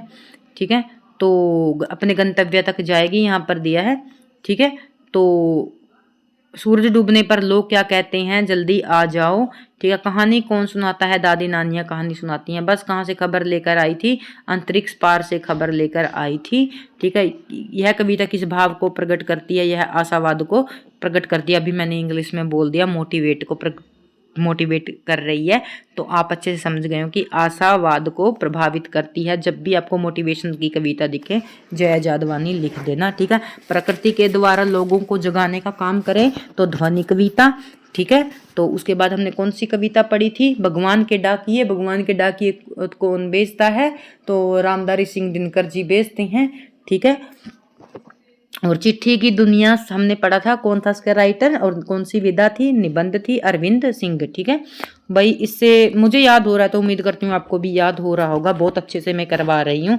कवयित्री का नाम क्या है? ठीक है, अभी अभी हमने किया जया जादवानी। ठीक है। तिनका किसका प्रतीक है? नई शुरुआत और उम्मीद का प्रतीक है। ठीक है। तो कबीर की साखियां। ठीक है। तो समय टाइम देख लेते हैं भाई, 1 घंटा होने वाला है, जल्दी से 10 मिनट में करते हैं। कबीर की साखियां, व्याख्या और प्रश्न उत्तर। ठीक है। तो ये हमारा 9 चैप्टर है। ठीक है। कबीर की साखियां का विस्तृत व्याख्या यहाँ पर करेंगे। ठीक है। जात न पूछो साध की, पूछ लीजिए ज्ञान, मोल करो तलवार का, पड़ा रहने दो म्यान। ठीक है। ये पंक्तियां आपको अच्छे से समझ आ गई होंगी, तो थोड़े थोड़ा एक्सप्लेन करूंगी। यहाँ पर कवि कहते हैं कि हमें किसी भी सज्जन व्यक्ति की जात नहीं पूछनी चाहिए, बल्कि उसके ज्ञान को महत्व देना चाहिए। जैसे युद्ध में तलवार की धार और शक्ति काम आती है, मयान जिसके अंदर तलवार रखी जाती है, उसके चाहे कितनी भी सुंदर हो, उसका कोई महत्व नहीं होता युद्ध के अंदर। ठीक है। तो इसलिए मनुष्य के गुण महत्वपूर्ण होते हैं, उसकी जात या कुल महत्वपूर्ण नहीं होता। आवत गारी एक है, गारी होती है गाली। हमारे मुंह से क्या एक गाली आती है, उल्टे तो हुई अनेक। यदि हम उसका उल्ट कर जवाब दे देते हैं तो वह क्या हो जाती है? अनेक हो जाती है। आप मुझे गाली दोगे, उल्ट कर मैं दूंगी, तो वो यहाँ पर क्या हो गई? अनेक हो गई। कह कबीर नहीं उल्टिए। कबीर यहाँ पर कहते हैं कि आपने उल्ट कर उत्तर नहीं देना चाहिए। वही वही गाली एक एक गाली की क्या है? अनेक हो जाती हैं। आपको भाव अर्थ देखना है तो आप देख सकते हैं। माला तो कर में फिरे। ठीक है। माला तो कर में फिरे, कर का अर्थ होता है हाथ। ठीक है। कर में फिरे मतलब माला तो हाथ में फेर रहे हैं। जीभी फिरे मुख माही, तो राम राम करते हुए जीभ फिर रही है मुख के अंदर, मुंह के अंदर। मनुआ तो दहू दिशी फिरे, जो हमारा मन है वो तो 10 दिशाओं में भटक रहा है। अब आपको एग्जाम्पल दे देती हूँ रियल लाइफ। अब मैं आपको पढ़ा रही हूँ। ठीक है। और आप इधर उधर ध्यान भटका रहे हो, तो क्या आपको अच्छे से समझ आएगा? नहीं आएगा ना। ठीक है। तो आप देख तो मेरी क्लास रहे हो और ध्यान आपका क्लास में नहीं है, तो सीधा सीधा इन पंक्तियों का अर्थ यही समझ लीजिए। ठीक है। यह सुमरिन नहीं, तो यह आपकी सुमरिन समझ लो, यह आपकी पढ़ाई नहीं है। ठीक है। माला तो कर में फिरे। ठीक है। और जीभ फिरे मुख माही, मनुआ तो दसे दिशी फिरे, तो यह सुमरन नहीं। तो इन पंक्तियों के द्वारा कबीरदास जी कहते हैं कि आप हाथ में तो माला लेके बैठे हैं और जीभ में राम राम कर रहे हैं और मन 10 दिशाओं में दौड़ रहा है, यह कोई प्रभु का सिमरन नहीं है। कबीर घास न नींद ये, जो पाँव तली होए। ठीक है। कबीर कहते हैं कि जो वो घास है ना, उसको पैरों के नीचे कभी नहीं रौंदना चाहिए, जो पाँव तली होए, जो पैरों के नीचे है। जड़ी पड़े जब आंख में उड़ी पड़े जब आंख में, खेरी दुहेली होए। यहाँ पर कहा है भी घास को छोटा समझकर कभी भी उसके पाँव के नीचे नहीं रौंदना चाहिए। किसी भी व्यक्ति को छोटा समझ के उसके महत्व को कम नहीं समझना चाहिए। जब वो घास उड़कर हमारी आंख में चली जाती है तो वो क्या कहते हैं, बहुत ज्यादा दुख देती है। ठीक है, यहाँ पर इसका जो भाव अर्थ है यही है। जग में बैरी कोई नहीं जो मन शीतल होए, तो आप अच्छे से समझते हैं, ये तो अच्छे से गा के भी बता सकते हैं। जग में बैरी कोई नहीं जो मन शीतल होए। तो ये जो पंक्तियां हैं हम सुबह शाम मंदिरों में भी सुनते हैं। ठीक है, या आपा को डारी दे दया करे सब कोई। ठीक है, तो ये कबीरदास की पंक्ति हैं और मैं आपको नेक्स्ट फ्यूचर के लिए बता रही हूँ। आपको दो दो चार चार दोहे इनको लिखने के लिए भी याद होने चाहिए। ठीक है, यदि मनुष्य का मन शांत और शीतल नहीं है तो संसार में उसका कोई भी दुश्मन नहीं होगा। यदि मनुष्य का यदि मनुष्य का मन शांत और शीतल होगा तो संसार में उसका कोई भी दुश्मन नहीं होगा। यदि व्यक्ति अपने आप को अहंकारी घमंड छोड़ दे तो कोई उस पर प्रेम और दया बरसाने के लिए तैयार रहेगा। तो हर कोई है, ठीक है, तो हर कोई उस पर क्या होगा, प्रेम और दया बरसाने के लिए तैयार रहेगा। यहाँ पर उस शब्दार्थ को ही आपको देखना है जिसका अर्थ आपको नहीं आता। दुहेली होता है कष्टदायक। ठीक है, यहाँ पर था ना, यदि तिनका आंख के अंदर चला गया तो क्या है, आपकी आंख में कष्ट देगा। कर का मतलब बता दिया। हाथ गारी का अर्थ होता है अपशब्द, गाली में यान तलवार रखने वाला। ठीक है, साध होता है सज्जन व्यक्ति। ठीक है, आपा होता है घमंड। ठीक है, जो आपको नहीं आता वो देख लीजिए वरना स्किप कर दीजिए। ठीक है, मैं तो सीधा सीधे कह देती हूँ, टाइम इज मोस्ट इंपोर्टेंट। ठीक है, तो महत्वपूर्ण बहुविकल्पीय प्रश्नोत्तर। कबीर के अनुसार साधु की क्या पहचान होती है, उसका ज्ञान होता है। तलवार का मोल किस आधार पर होना चाहिए, उसकी गुणवत्ता के आधार पर होना चाहिए। ठीक है, गाली को बढ़ाने से कैसे रोका जा सकता है, पलटकर जवाब न देकर रोका जा सकता है। ठीक है, तलवार का मोल किस आधार पर होना चाहिए, उसकी गुणवत्ता। ठीक है, आप भी टीचर को उसी आधार पर मोल किया करो, सोचा करो कैसा है टीचर है जो आपको कंटेंट अच्छा दे, आपकी गुणवत्ता पर काम करे, उसी का साथ दीजिए, उसी को सपोर्ट कीजिए। ठीक है, सच्चा सुमिरन कौन करता है, बट सुमिरन कौन नहीं करता। ठीक है, भटके हुए मन से माला जपना सच्चा सुमिरन नहीं है। तिनका आंख में गिरने पर क्या होता है, अत्यधिक पीड़ होती है। आपा का अर्थ क्या होता है, अहंकार होता है। संसार में कोई शत्रु कब नहीं रहेगा, जब मन शीतल और शांत होगा। कबीर ने घास की निंदा क्यों माना है, क्योंकि वह कष्ट दे सकती है। माला कहाँ फिरती है, ठीक है, माला हमारे हाथ में फिरती है। मनुष्य को दयालु बनाने के लिए क्या त्याग देना चाहिए, घमंड और अहंकार को त्याग देना चाहिए। हमारा आ गया कामचोर चैप्टर नंबर 10। ठीक है, तो 10 को हमें 1 घंटे में करते थे, पर इसमें चैप्टर 18 है, थोड़ा टाइम लगेगा। ठीक है, तो कामचोर जो चैप्टर है, इसके लेखक कौन है, ये एग्जाम के अंदर आया था, केवीएस के अंदर। तो इसके लेखक कौन थे, इस्मत चुगताई इसके क्या थे, लेखक थे। और ये कहानी है, और कहानी भी किस तरीके की है, व्यंग्यात्मक और हास्य कहानी है। ठीक है, तो इसका विषय क्या है, इस कहानी का मुख्य विषय बच्चों के आलसीपन, घर में उनके कामों में अनुभवहीनता। एक तो इस कहानी में क्या है, जो बच्चे हैं वो आलसी हैं, उनको काम करने का एक्सपीरियंस नहीं है। यह दर्शाती है कि यदि कोई बच्चा शुरू से काम करने की आदत न डाली जाए तो वो कामजोर बन जाते हैं। और ये सही भी है, जब तक अचानक काम दिया जाए तो वो मदद की बजाय क्या कर देते हैं, नुकसान कर देते हैं। ठीक है, यहाँ पर जो पात्र हैं, पात्र लेके आने का मैं आप सभी अच्छे से बता चुकी हूँ। क्यों लेके आती हूँ, क्योंकि हम यहाँ पर फुल चैप्टर नहीं पढ़ रहे, इसलिए मैं पात्र लेके आती हूँ। तो अम्मा, इसमें क्या है, एक अम्मा है जो घर की मालकिन है, जो बच्चों की हरकतों से परेशान होकर मायके जाने की क्या देती है, धमकी देती है। अब्बा, बच्चों के पिता जो उन्हें काम करने का आदेश देते हैं और वेतन देने का लालच देते हैं। बच्चे, घर के बहुत सारे शरारती और आलसी बच्चे जो काम के नाम पर हंगामा क्या कर देते हैं, खड़ा कर देते हैं। चाचा जी जो भैंस वाली घटना से चारपाई समेत फंस जाते हैं। ठीक है, इस चैप्टर के जो प्रमुख बिंदु हैं वो देख लीजिए। घर में बड़े तय करते हैं कि बच्चों को काम सिखाया जाए, क्योंकि वे दिन भर खाली बैठकर उधम मचाते रहते हैं।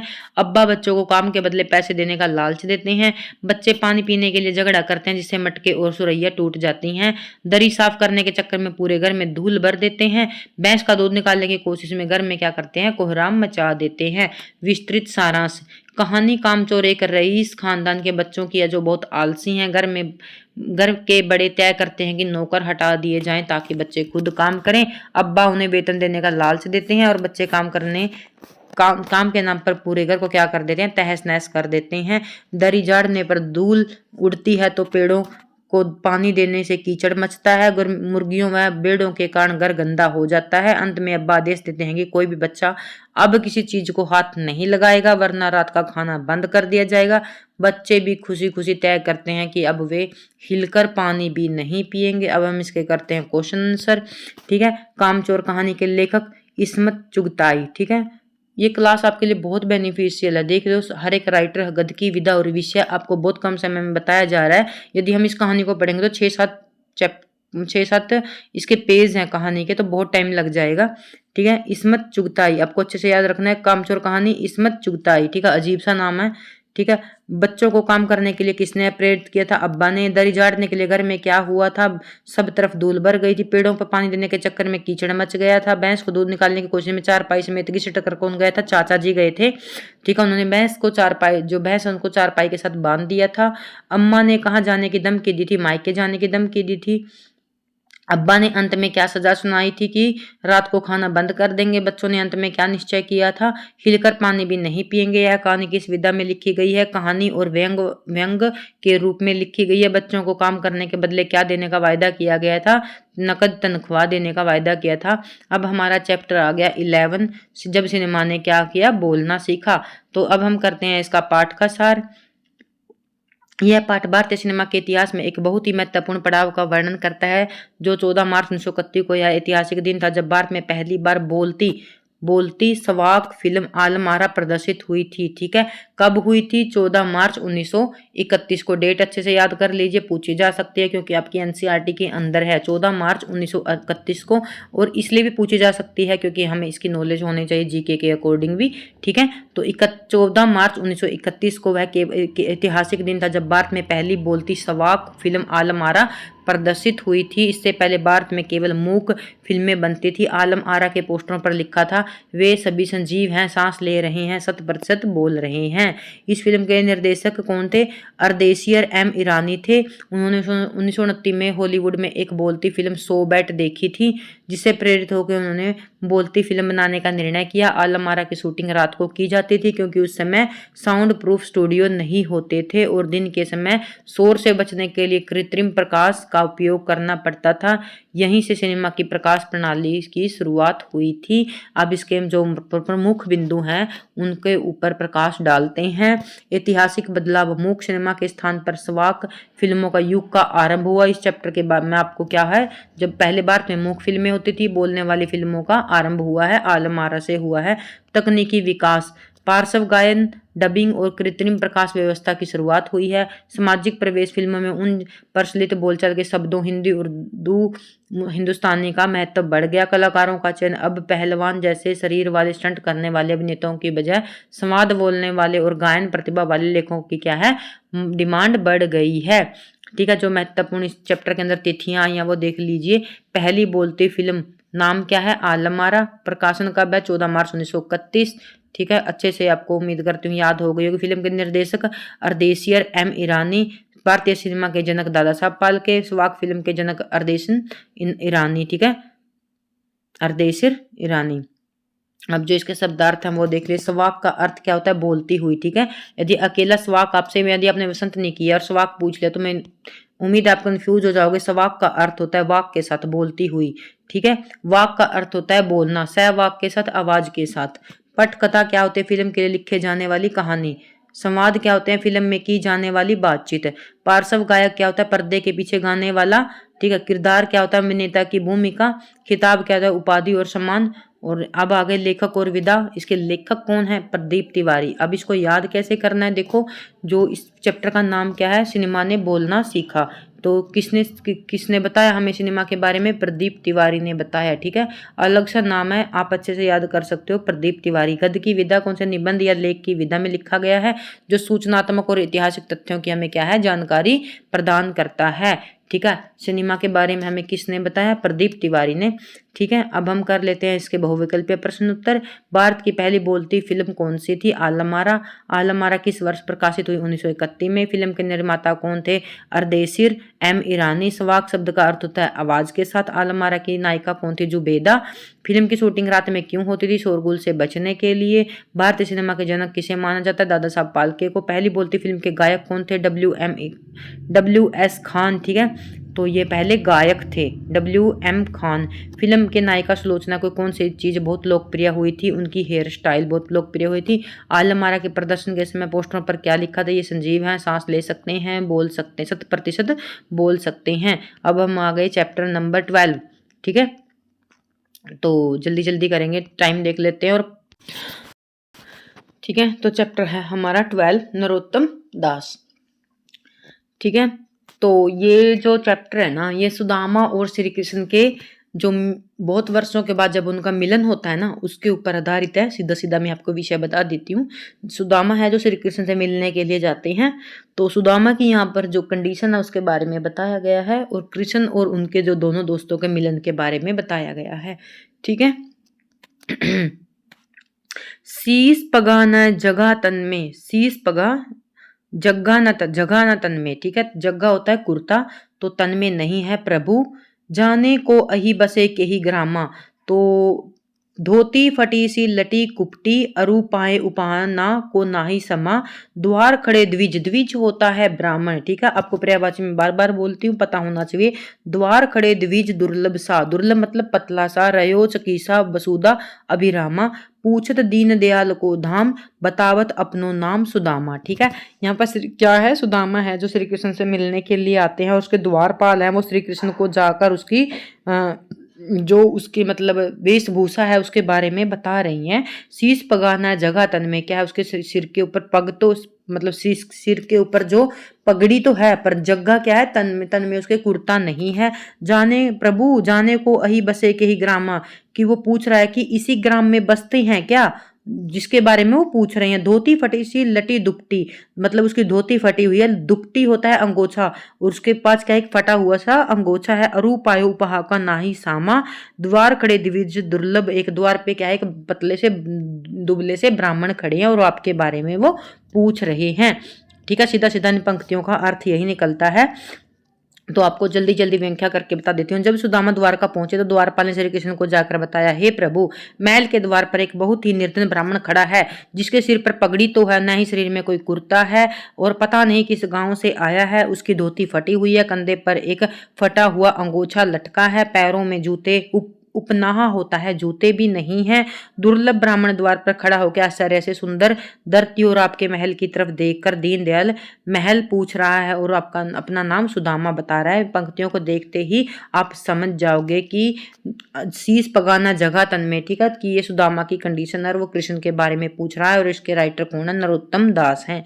ठीक है, अगली पंक्तियों में देखिए, ऐसे बेहाल विभावन सो पग, कंटक जाल लगे पुनि जाए, हाय महादुख पायो सखा, तुम आए इते न किते दिन खोए। तो यहाँ पर श्री कृष्ण जब उनसे मिल लेते हैं तो विबाइन होता है पैरों में, पैरों की फटी हुई एड़ियां। ठीक है, इस शब्द का अर्थ होता है पैरों की फटी हुई एड़ियां। जब यहाँ पर श्री कृष्ण और सुदामा मिलते हैं तो उनका वर्णन यहाँ पर किया गया है। तो सुदामा की फटी एड़ियां और पैरों में गड्ढे हुए कांटों को देखकर श्री कृष्ण अंत में भावुक हो गए, और उन्होंने सुदामा से कहा कि हे मित्र, तुमने बहुत कष्ट सहा, तुमने इतने दिन से कहा थे, तुम पहले क्यों नहीं आए। ठीक है, तो सुदामा की ऐसी दयनीय स्थिति देखकर करुणा के सागर श्री कृष्ण स्वयं रोने लगे। उन्होंने सुदामा के पैर धोने के लिए प्रात में पानी तो मंगाया, लेकिन उसको छुआ तक भी नहीं। उनके आंखों से बहने वाले आंसुओं से सुदामा के पैर धुल गए। तो देखो, यहाँ पर आपसे पूछा जा सकता है ग्रामर के अकॉर्डिंग, हिंदी व्याकरण के अकॉर्डिंग आपको बता दूं, देखी सुदामा दीन दशा, करुणा करके करुणा निधि रोए। ठीक है, जब सुदामा की दीन दशा देखी, करुणा करके करुणा निधि रोए, तो यहाँ पर श्री कृष्ण क्या है? उसकी करुणा देखकर वो रोने लग गए। पर पानी प्रात हाथ छुयो नहीं, नैनन के जल संग पग दोए, तो यहाँ पर क्या है, अतिशयोक्ति अलंकार का प्रयोग किया गया है। ठीक है, तो कौन से अलंकार का प्रयोग किया गया है, अतिशयोक्ति अलंकार का प्रयोग किया गया है। क्यों किया गया है, अतिशयोक्ति अलंकार का प्रयोग कहाँ किया जाता है, जहां भी लोक सीमा से बढ़ाकर बात कही जाए वहां पर अतिशयोक्ति अलंकार होता है। यहाँ पर क्या कहा गया है कि उसने प्रांत को छुआ भी नहीं, तो आंखों से ही आंसुओं से प्रांत भर कर और उसने सुदामा के पैर धोए, पर ऐसा संभव नहीं है, सिर्फ बात को बढ़ा चढ़ाकर बताने के लिए कहा गया है। यदि आपको ये दो सेंटेंस कहीं भी दिखें तो आंख बंद करके अतिशयोक्ति अलंकार करके आ जाना। ठीक है, मैंने आपको व्याकरण का एक क्वेश्चन बता दिया। ठीक है, कछु भाभी हमको दियो तो तुम काहे न देत, चापी पोटरी कांख में रहे काहो के ही हेतु। तो यहाँ पर कहते हैं कि भाभी ने हमारे लिए, श्री कृष्ण कहते हैं कि भाभी ने हमारे लिए खाने को लिए कुछ उपहार नहीं दिया, लेकिन सुदामा संकोच वश उसे छिपा रहे हैं। कृष्ण ने हंसते हुए कहा, हे सखा, भाभी ने हमारे लिए कुछ खाने को जरूर भेजा होगा, लेकिन तुम मुझे नहीं दे रहे हो। तुम इस पोटली को अपनी बगल मतलब कांख में क्यों दबाए हुए हो, इसका कारण मुझे बताओ। आगे चना गुरु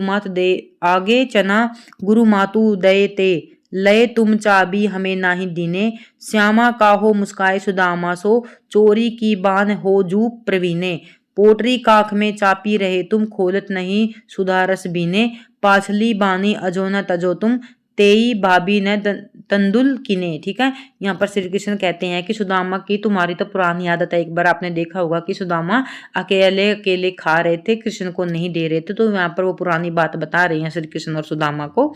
श्री कृष्ण सुदामा को अपनी पुरानी आदत को याद दिलाते हुए कहते हैं कि बचपन में जब हम गुरु माता ने हम दोनों को चने दिए थे, तब तुमने चने अकेले ही चबा लिए थे और मुझे नहीं दिए थे। और मैंने जहाँ तक कृष्ण लीला में यही पढ़ा है कि सुदामा के गरीब होने का कारण यही था कि उन्होंने अकेले अकेले चने खा लिए थे श्री कृष्ण से छुपाकर, तो इसलिए वो इतने दीन हुए थे, गरीब हुए थे। श्री कृष्ण ने मुस्कुराते हुए कहा कि बोले कि तुम चोरी करने की कला में निपुण हो, तुम इस अमृत जैसे स्वाद वाले चावलों की पोटली को बगल में दबाए हो और उसे खोल नहीं रहे हो। तुमने अपनी पुरानी आदत आज भी नहीं छोड़ी, इसलिए तुम भाभी के भेजे हुए इन चावलों को छुपाए हुए हो। तंदुल होता है चावल। ठीक है, वह पुलकनी, वह उठनी मलिनी, वह आदर की बात, वह पठानी गोपाल की कुछ न जानी जात, घर घर करत ओढ़ फिरे तनक दही के काज, कहाँ भयो जो अब अभयो हरि का राज समाज, हो आवत नहीं धोती वाही पठायो ठेली, अब कहीं समझायो के बहुधन धरो सकेली। यहाँ पर जो कवि है वो कहते हैं सुदामा है, जो द्वारका से वापस लौट रहे थे तो मन ही मन सोच रहे थे कि जब मैं आया था तो श्री कृष्ण ने कितनी खुशी दिखाई थी, वो उठकर गले मिले थे, कितना आदर किया था, लेकिन जाते समय उन्होंने खाली हाथ ही मुझे भेज दिया। यह बात समझ नहीं आ रही। वे सोचने लगे कि यह वही कृष्ण है जो बचपन में थोड़े से दही में से घर घर हाथ फैलाता फिरता था और आज राजा बन गया। तो क्या हुआ, मैं यहाँ आना ही नहीं चाहता था, मुझे तो मेरी पत्नी ने जबरदस्ती भेजा था, पर अब जाकर मैं समझा दूंगा कि लो, श्री कृष्ण ने बहुत सारा धन दिया है, अब इसे संभाल कर रखो। व्यंग कर रहा था वो। ठीक है, यहाँ पर आप अच्छे से समझ गए होंगे कि जब सुदामा वापस जाता है तो श्री कृष्ण उसको कुछ नहीं देता, क्योंकि श्री कृष्ण मन में ही उनकी बात समझ लेता है। और यहाँ पर सुदामा अपने मन के अंदर विचार कर रहा है कि उसने मुझे कुछ नहीं दिया। वो साईं राज समाज बने गज, बाजी घने मन संभ्रम छायो, कंदो प्रायो कहूँ मराग बोली के फेरी के अब द्वार आयो, बोन बलि को मन लौचत सोचत ही सब गांव समझायो, पूछत पांडे फिरे सब सो, पर जोपरी को कहूँ खोज न पायो। देखो आप अच्छे से समझ गए होंगे, जब सुदामा अपने गांव पहुंचते हैं तो उनको वो अपना गांव बिल्कुल पहचान में नहीं आता। वो कहा क्या था, सुंदर महल बन गए थे, वहां पर बड़े बड़े हाथी थे। यहाँ पर देखो समाज बने गज, ठीक है, बजी घने मन संप्रभम संभ्रम छायो। ठीक है, घोड़े हाथी, वहां पर बड़े बड़े महल बन गए थे। सुदामा भ्रमित हो गए थे कि रास्ता भूलकर तो नहीं, कहीं मैं यहाँ पर फिर से द्वारका तो नहीं आ गया। बोनो बिलकावे को मन लोचत, यहाँ पर कवि कहते हैं, यहाँ पर वो कहते हैं कि उनका मन अब अपनी झोपड़ी देखने के लिए तरस रहा था, लेकिन पूरा गांव छान मारने के बाद भी उनको झोपड़ी कहीं नहीं मिल रही थी। ठीक है, के वह टूटी सी छानी हती, है कंचन के अब धाम सुहावत, के पग में पहनी न हती, कहाँ ले गजराजू हूँ ठाड़े महावत, भूमि कठोरते रात कटे, कह कोमल सजे पे नींद न आवत, के जुरातो नहीं कदवो, समा प्रभु के प्रताप ते दाख न आवत। ठीक है, यहाँ पर श्री कृष्ण की कृपा से क्या होता है, सुदामा है उनकी सारी गरीबी दूर हो जाती है। पहले तो एक टूटी सी घास की झोपड़ी थी, वहां अब सोने के लिए सुंदर महल बन गए हैं, चमक रहे हैं। जहाँ पैरों में जूती पहनने तक नहीं थी, अब वहां सवारी के लिए हाथी घोड़े खड़े कर दिए गए हैं। पहनने के लिए पहले सोने के लिए कठोर भूमि पर रात बितानी पड़ती थी, अब कोमल बिस्तरों पर नींद नहीं आती। जैसे पहला खाने के लिए साधारण अनाज भी नहीं जुड़ता था, अब वहां प्रभु की कृपा से अंगूर दाख जैसे अच्छे फल अच्छे नहीं लगते, क्योंकि अब सुख सुविधा की कोई कमी नहीं है। इसके जो डिफिकल्ट वर्ड हैं वो आप देख लीजिए, जो आपको डिफिकल्ट लगे वो देख लीजिए। उपनाह का अर्थ आपसे जैसे पूछ लिया जाए कभी, तो उपनाह होता है जूता, ठीक है, द्विज होता है ब्राह्मण, ठीक है, जग्गा होता है कुर्ता। ठीक है, तो ये ब्रज भाषा है, थोड़े इसके वर्ड इसलिए डिफिकल्ट लग रहे हैं। बी बाइन होता है पांव की एडी फटना। ठीक है, उसके बाद है पुलकिन होता है खुशी। ठीक है, ऐसे ऐसे वर्ड देख लेना जो इसके अंदर आपको डिफिकल्ट लगे। ठीक है, उसके बाद हम चलते हैं सीधा पाठ नंबर 13 जहां पहिया है। ठीक है, तो यहाँ पर हम करते हैं पाठ का विस्तृत वर्णन। यह एक रिपोर्टार्च तमिलनाडु के पडुकोई जिले में महिलाओं द्वारा शुरू किया गया था। ठीक है, तो चैप्टर का नाम क्या है, जहां पहिया है। ठीक है, तो यह एक रिपोर्टार्च तमिलनाडु के पडुकोई जिला में महिलाओं द्वारा शुरू किया गया था। साइकिल आंदोलन है का जीवन चित्रण है, या केवल परिवहन का साधन नहीं बल्कि आत्म सम्मान और स्वाधीनता की लड़ाई थी। ठीक है, इसके बारे में अच्छे डिटेल से यहाँ पर पढ़ेंगे, इसमें कम दिया हुआ है तो यहाँ पर पढ़ेंगे। ठीक है, चैप्टर के बारे में। तो पाठ का सार जहाँ पहिया है। ठीक है, यह पाठ तमिलनाडु के पडुकोई में जहाँ महिलाओं द्वारा चलाए गए अनोखे सामाजिक आंदोलन था, साइकिल आंदोलन पर आधारित है। ठीक है, जो ये पहिया वाला चैप्टर ना साइकिल आंदोलन पर आधारित है। यहाँ आंदोलन महिलाओं की स्वतंत्रता, गतिशीलता और आत्मविश्वास का प्रतीक बन गया था। मुख्य बिंदु क्या है, सामाजिक क्रांति। ठीक है, और इस पुडुकोई जैसे पिछड़े जिले में साइकिल चलाना केवल एक परिवहन ही नहीं का साधन नहीं बल्कि एक सामाजिक आंदोलन बन गया था। आजादी का प्रतीक ग्रामीण महिलाओं के लिए साइकिल उनके रूढ़िवादी बंधनों को तोड़ने और स्वतंत्र रूप से कहीं भी आने जाने का माध्यम था। आर्थिक लाभ, साइकिल की मदद से महिलाएं अपने उत्पाद को दूर दराज के गांव में बेचने जा सकती हैं, जिससे उनकी आय में वृद्धि हो सकती है। समय की बचत, बस के इंतजार में बर्बाद होने वाले समय अब बचता है, जैसे जिससे महिलाएं अपने घर का काम आराम से उपयोग कर सकती हैं। आत्मसम्मान, साइकिल चलाने से महिलाओं के भीतर क्या है, नया आत्मविश्वास और गौरव पैदा हुआ। तो आप उम्मीद करती हूँ इसके विषय में समझ गए होंगे। जहाँ पहिया है ये चैप्टर है, तो ये साइकिल आंदोलन के ऊपर आधारित है। ठीक है, और ये की पॉइंट से आप समझ गए होंगे कि उनको क्या का फायदा हुआ साइकिल लेने से। ठीक है, तो महत्वपूर्ण आंकड़े, स्थान कौन सा है चैप्टर के बारे में, यहाँ पर स्थान है पुडुकोट्टई, और ये कहाँ पर है, भारत के तमिलनाडु में। आंदोलन का रूप था साइकिल चलाना, महिला सहभागिता थी और 70,000 से अधिक महिलाओं ने प्रदर्शनी और प्रतियोगिताओं कार्य में भाग लिया था। नव साक्षर महिलाएं, अधिकांश साइकिल सीखने वाली नव साक्षर महिलाएं थी जो हाल ही में साक्षर हुई थी। मुख्य पात्र है फातिमा और जमीला बीबी। ठीक है, जब भी जमीला बीबी और फातिमा आए तो आप समझ जाना चैप्टर कौन सा है, पहिए वाला चैप्टर है, तो जहां पहिया है। ठीक है, और साइकिल आंदोलन वाला चैप्टर है। ठीक है, अब हम इसके कर लेते हैं क्वेश्चन। जहां पहिया पाठ के लेखक कौन है, PC साईनाथ, आपको अच्छे से याद रखना है जहां पहिया है। ठीक है, क्योंकि ये south Indian chapter, south Indian story इसके अंदर बताई गई है, तो इसके राइटर भी साउथ इंडियन ही होंगे, आप समझ जाओगे। P साईनाथ। ठीक है, यह पाठ किस राज्य की पुडुकोई जिला पर आधारित है, तमिलनाडु। पुडुकोई में महिलाओं के लिए साइकिल किसका प्रतीक था, आजादी का और गतिशीलता का।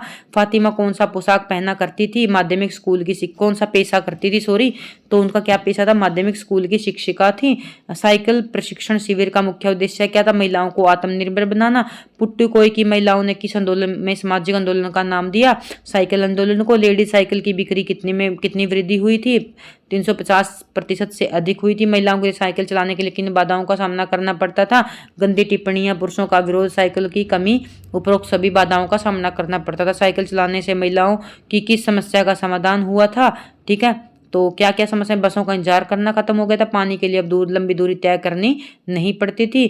किले कुरुचि का क्या अर्थ है, किले कुरुचि का नाम एक गांव का नाम है जहाँ साइकिल चलाने का परीक्षण दिया जाता है। किले कुरुची का क्या अर्थ है? एक गांव का नाम है जहाँ साइकिल चलाने का प्रशिक्षण दिया जाता है। फातिमा साइकिल क्यों किराए पर लेती थी? क्योंकि उसके पास साइकिल खरीदने के पैसे नहीं थे। ठीक है। पुट्टू कोई जिला में किस श्रेणी में आता था? भारत के सर्वाधिक गरीब जिलों में आता था। साइकिल चलाने वाली महिलाओं के मन में कैसी भावना पैदा हुई? आत्मसम्मान की भावना पैदा हुई। पाठ के अनुसार पुरुषों द्वारा साइकिल चलाने का विरोध करने का कारण क्या था? पुरानी रूढ़िवादी सोच थी। महिलाओं ने साइकिल को हवाई जहाज उड़ाने जैसी उपलब्धि क्यों माना? क्योंकि यह उनकी व्यक्तिगत स्वतंत्रता की बड़ी जीत थी। अब हम चलते हैं अकबरी लोटा। ठीक है। अब ये कौन सा, अब इसके बारे में पढ़ेंगे पाठ का सारांश। ठीक है। अकबरी लोटा है जो किसके द्वारा लिखा गया? अन्नपूर्णानंद वर्मा द्वारा लिखा गया है। इसके राइटर कौन है? अन्नपूर्णा नंदन वर्मा इसके वर्मा द्वारा लिखी गई एक प्रसिद्ध हास्य व्यंग्य कहानी है। ठीक है। क्या ये हास्य व्यंग्य कहानी है? यह कहानी लाला जाऊलाल के इर्द गिर्द घूमती है जो काशी के ठठेरी बाजार में रहते हैं। कहाँ रहते हैं? काशी के ठठेरी बाजार में रहते हैं। लाला जी की आर्थिक स्थिति ठीक नहीं थी, लेकिन जब एक दिन उनकी पत्नी अचानक 250 रुपये मांग की तो वे सोच में पड़ गए। अपनी प्रतिष्ठा को बचाने के लिए उन्हें पैसे देने का वादा तो कर लिया, पर उनके पास उतने पैसे नहीं थे। जब वे पैसे का इंतजार नहीं कर पाए तो उन्होंने अपने मित्र पंडित बिलवासी मिसर से सहायता मांगी। बिलवासी ने जो मदद का भरोसा तो दिया। एक दिन जब लाला जवाहरलाल छत पर की मुंडेर के पास खड़े होकर लोटे से पानी पी रहे थे, तब अचानक उनके हाथ से लोटा छूटकर नीचे गली में एक अंग्रेज के सिर पर जा गिरा। यहीं से कहानी में मोड़ आता है और बिलवासी जी के ने मौके पर पहुंचकर अपनी चतुराई दिखाई और उसादान से लोटे को अकबरी लोटा बताकर उसकी प्रशंसा शुरू कर दी। उन्होंने अंग्रेजों को विश्वास दिला दिया कि यह एक ऐतिहासिक वस्तु है। जो पुरानी चीजों के शौकीन अंग्रेजों ने उस लोटे को 500 रुपये में खरीद लिया। इस प्रकार लाला जाऊलाल की समस्या का समाधान हो गया और बाद में पता चला कि बिलवासी जी ने अपनी पत्नी के संदूक से 200 रुपये निकाले थे और उन्हें अंत में वापस रख दिया था। ठीक है। तो उम्मीद करती हूँ इससे आप इस चैप्टर के बारे में अच्छे से समझ गए होंगे। तो प्रमुख बिंदु पढ़ लेते हैं इसके। लाला जाऊलाल की आर्थिक स्थिति और पत्नी द्वारा 200 रुपये मांगे गए थे चैप्टर के अंदर। ठीक है। लाला जाऊलाल की अपनी प्रतिष्ठा के लिए हाँ कहना और मन में डर भी था। पंडित बिलवासी मिश्र का संकट के समय मित्र की सहायता के लिए आगे आना, लोटे से छत गिरना और एक अंग्रेज को पूरी तरह भिगो देना। बिलवासी जी अद्भुत चतुराई और लोटे को अकबरी लोटा सिद्ध कर दिया था, इसलिए इस चैप्टर का नाम अकबरी लोटा है। तो क्या हुआ, एक दिन वो ऊपर से पानी पी रहे थे और अंग्रेज के ऊपर गिर गया और उन्होंने अंग्रेजों को कह दिया कि यह लोटा तो अकबरी लोटा है और उसको 500 रुपये में खरीद लेते हैं। बिलवासी जी द्वारा अपनी पत्नी के पैसे चुपचाप वापस संदूक में रखना। ठीक है। ठीक है। इस चैप्टर के विषय में आपको अच्छे से पता लग गया हो। कहानी के अंदर पात्र कौन कौन से हैं? लाला जाऊलाल कहानी का मुख्य पात्र है, थोड़े कंजूस और अपनी इज्जत के प्रति संचेत हैं। जाऊलाल की पत्नी ने कितने रुपए मांगे थे? 250 रुपये मांगे थे। पंडित बिलवासी मिश्र जाऊलाल के परम मित्र थे और अत्यंत चतुर और हाजिर जवाब थे। और अंग्रेज एक ऐतिहासिक चीजों के शौकीन व्यक्ति से बिलवासी जी ने लोटा बेचा। ठीक है। बहुविकल्पीय प्रश्न उत्तर कर लेते हैं। लाला जाऊलाल कहाँ रहते थे? काशी की ठठेरी बाजार में रहते थे। जाऊलाल की पत्नी ने उसे कितने रुपए मांगे थे? 250 रुपये मांगे थे।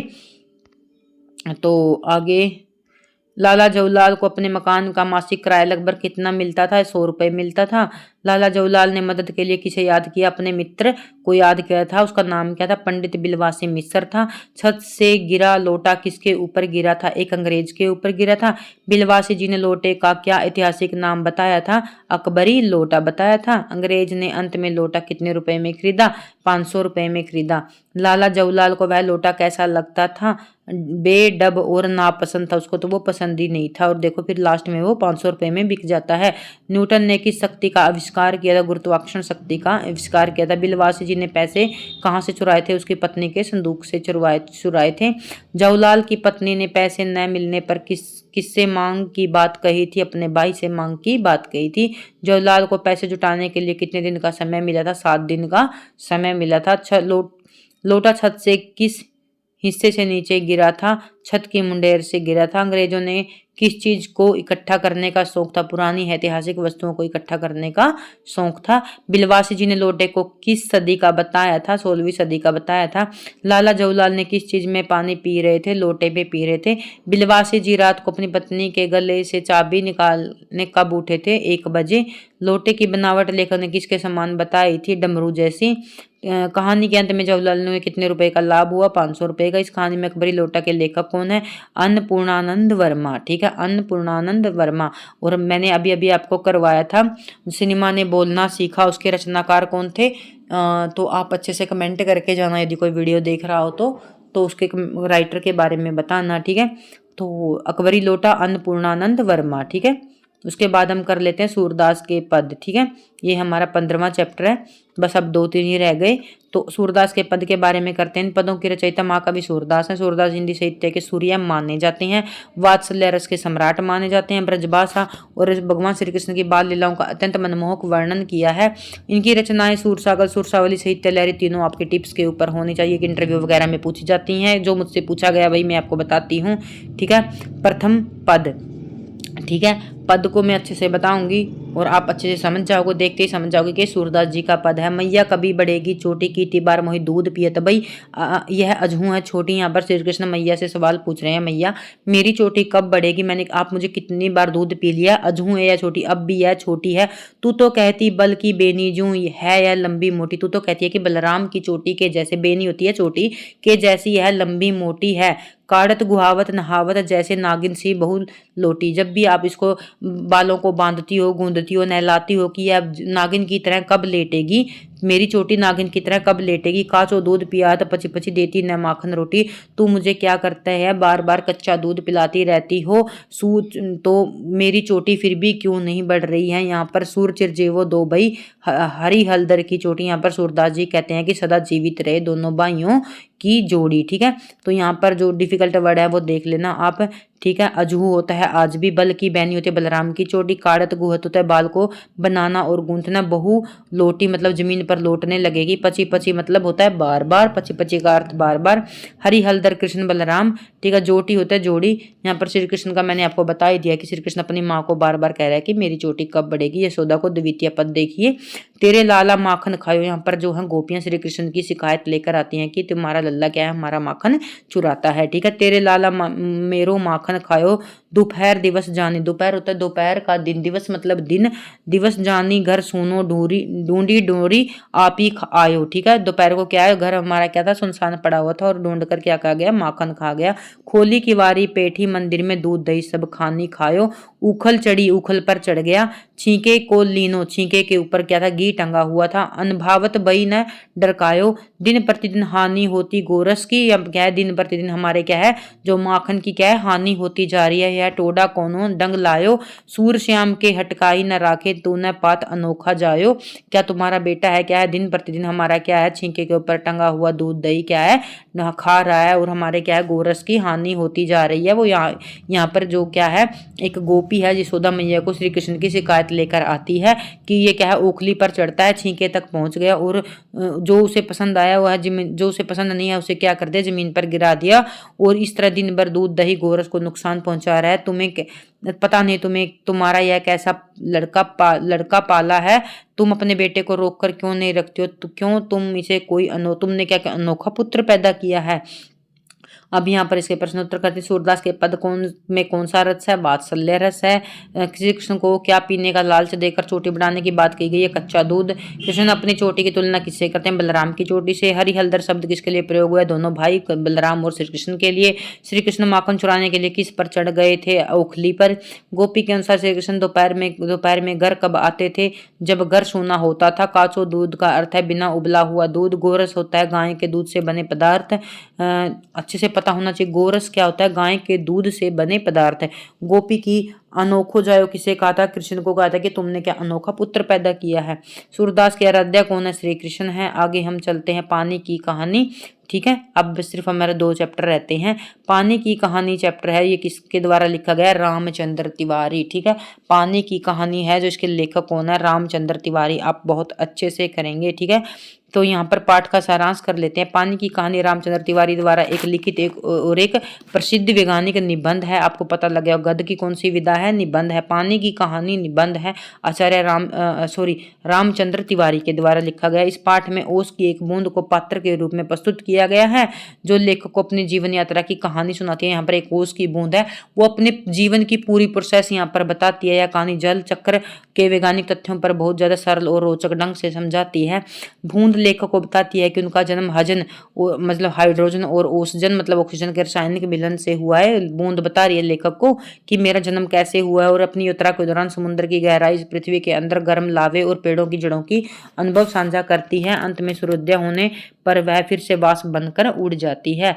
जो इसके डिफिकल्ट शब्दार्थ है वो देख लिए। वर्णातीत क्या होता है? जिसका वर्णन न किया जा सके, वर्णन से परे हो। पुरखा होता है पूर्वज, और झंकार होता है मधुर स्वर और गुंजन। ठीक है, इसके बाद हम कर लेते हैं मुख्य बिंदु। गद्य की विधा कौन सी है? अभी अभी हमने क्या, वैज्ञानिक निबंध है, और इसके रचनाकार कौन है? रामचंद्र तिवारी। रामचंद्र तिवारी। मुख्य पात्र कौन है इसकी? ओस की बूंद अपनी कहानी के बारे में बता रही है, अपने जन्म से लेकर लास्ट तक, जब वो भाप बन के उड़ जाती है वहां तक की कहानी बता रही है हमको। वैज्ञानिक आधार, जल का निर्माण हाइड्रोजन और ऑक्सीजन से मिलने से होता है। प्रकृति का नियम, जल का निरंतर रूप बदलना, कभी ठोस कभी तरल कभी गैस, इन रूपों के बारे में बताया गया है। उम्मीद करती हूँ आपको अच्छे से पसंद आ रही होगी, देखते रहिए। ठीक है, सिर्फ आपको तो सुननी ही है, सुनने से ही आप इसको अच्छे से समझ जाएंगे। ठीक है, यदि आप वीडियो देख रहे हैं तो प्लीज़ लाइक करें, क्योंकि बहुत मेहनत लगती है वीडियो बनाने में, और गर्मी भी बहुत है। ठीक है, तो महत्वपूर्ण प्रश्न उत्तर देख लीजिए। पानी की कहानी पाठ के लेखक, मैंने आपको बार बार बोला है, विषय, लेखक, पंक्तियां कभी नहीं भूलनी। ठीक है, इतना कर जाओगे अच्छा कर पाओगे एग्जाम में। पाठ की कहानी का लेखक कौन है? रामचंद्र तिवारी। मैं तो आपको पाठ का विषय भी अच्छे से समझाती हूँ। ठीक है, तो ओस की बूंद लेखक को कहाँ मिलती है? बेर की झाड़ी पर मिलती है, जो इसके अंदर नहीं है, फिर भी आपको याद रखना है। बेर के पेड़ है उसकी झाड़ी पर मिलती है। शासक शब्द का अर्थ होता है राज करने वाला। ठीक है, और बूंद ने अपने पूर्वज किने कहा है? ठीक है, किसी का हाइड्रोजन और ऑक्सीजन को कहा है। क्यों कहा है? क्योंकि जो बूंद होती है वो हाइड्रोजन और ऑक्सीजन से मिलकर बनती है। वर्णातीत शब्द का अर्थ क्या होता है? जिसका वर्णन न किया जा सके। ठीक है, वर्णातीत का अर्थ क्या होता है? जिसका वर्णन न किया जा सके। जिसका वर्णन न किया जा सके। पानी का जन्म किन दो गैसों से हुआ है? हाइड्रोजन और ऑक्सीजन से हुआ है। समुद्र की गहराई में बूंद ने क्या देखा था? विचित्र जीव और चमकने वाली मछलियां। सूर्य निकलने से पहले उसकी बूंद का क्या हुआ? वह गायब हो गई, वाष्प बन के उड़ गई। पानी की कहानी की साहित्यिक विधा में लिखी गई है, निबंध विधा में लिखी गई है। प्लीज आप क्या करना, जितने भी मैंने आपको चैप्टर करवाए सबके ना एक पेज के ऊपर लिख लेना। ठीक है, 5 मिनट लगेगी आपको रिविजन करते हुए। बूंद की आवाज लेखक को कैसी सुनाई देती है? सितार के जैसी, झंकार के जैसी। ठीक है, पृथ्वी की भीतर बूंद ने क्या अनुभव किया? अत्यधिक गर्मी और उबलता लावा। हमारी पृथ्वी के अंदर यही है, बहुत ज्यादा लावा है। ठीक है, बहुत ज्यादा सिग्मा है और सिलिकॉन है, एल्यूमिनियम है। तो ठीक है, तो ये हमारी अर्थ के अंदर है। जब हम एसएसटी में पढ़ते हैं तो इसके जो मटेरियल है अंदर, उनके बारे में हम अच्छे से पढ़ते हैं। बूंद कितने दिनों तक पेड़ के भीतर कैद रही? 3 दिन तक पेड़ के भीतर क्या थी? कैद रही थी। हजन और ओसजन शब्द पाठ किसके लिए प्रयोग होता है? हाइड्रोजन और ऑक्सीजन के लिए। पेड़ की जड़ें पानी के साथ कैसा व्यवहार करते हैं? बलपूर्वक खींचती हैं। इस पाठ का मुख्य उद्देश्य है जल चक्र और वैज्ञानिक जानकारी देना है बच्चों को। और हमारा चैप्टर है बाज और सांप। इसके बाद सिर्फ एक ही चैप्टर रहता है और कंप्लीट हो जाएगी हमारा 8 क्लास की वसंत बुक। ठीक है, गद्य की विधा कौन सी है? और ये गद्य की विधा नाम से स्पष्ट हो जाता है, बाज और सांप। देखो कहानी ही मिलेगी। ठीक है, कहानी है, उसके प्रतीकात्मक कहानी जो जीवन के 2 अलग अलग दृष्टिकोण दर्शाती है, एक बाज के बारे में और एक सांप के बारे में। अलग अलग दृष्टिकोण हमें बताती है। लेखक कौन है बाज और कहानी के? निर्मल वर्मा। ठीक है, ये भी बहुत अच्छे राइटर हैं, इनकी हमें रचनाएं अच्छे से आनी चाहिए। निर्मल वर्मा क्या है? आधुनिक हिंदी साहित्य। निर्मल वर्मा नाम याद रख लेना, 8 क्लास में इतना इंपॉर्टेंट है। कहानी का सार, यह है कहानी एक सांप और बाज के माध्यम से जीवन जीने के लिए 2 तरीकों से प्रस्तुत करती है। सांप कायरता और संतोष का प्रतीक है। इसमें सांप किसका प्रतीक है?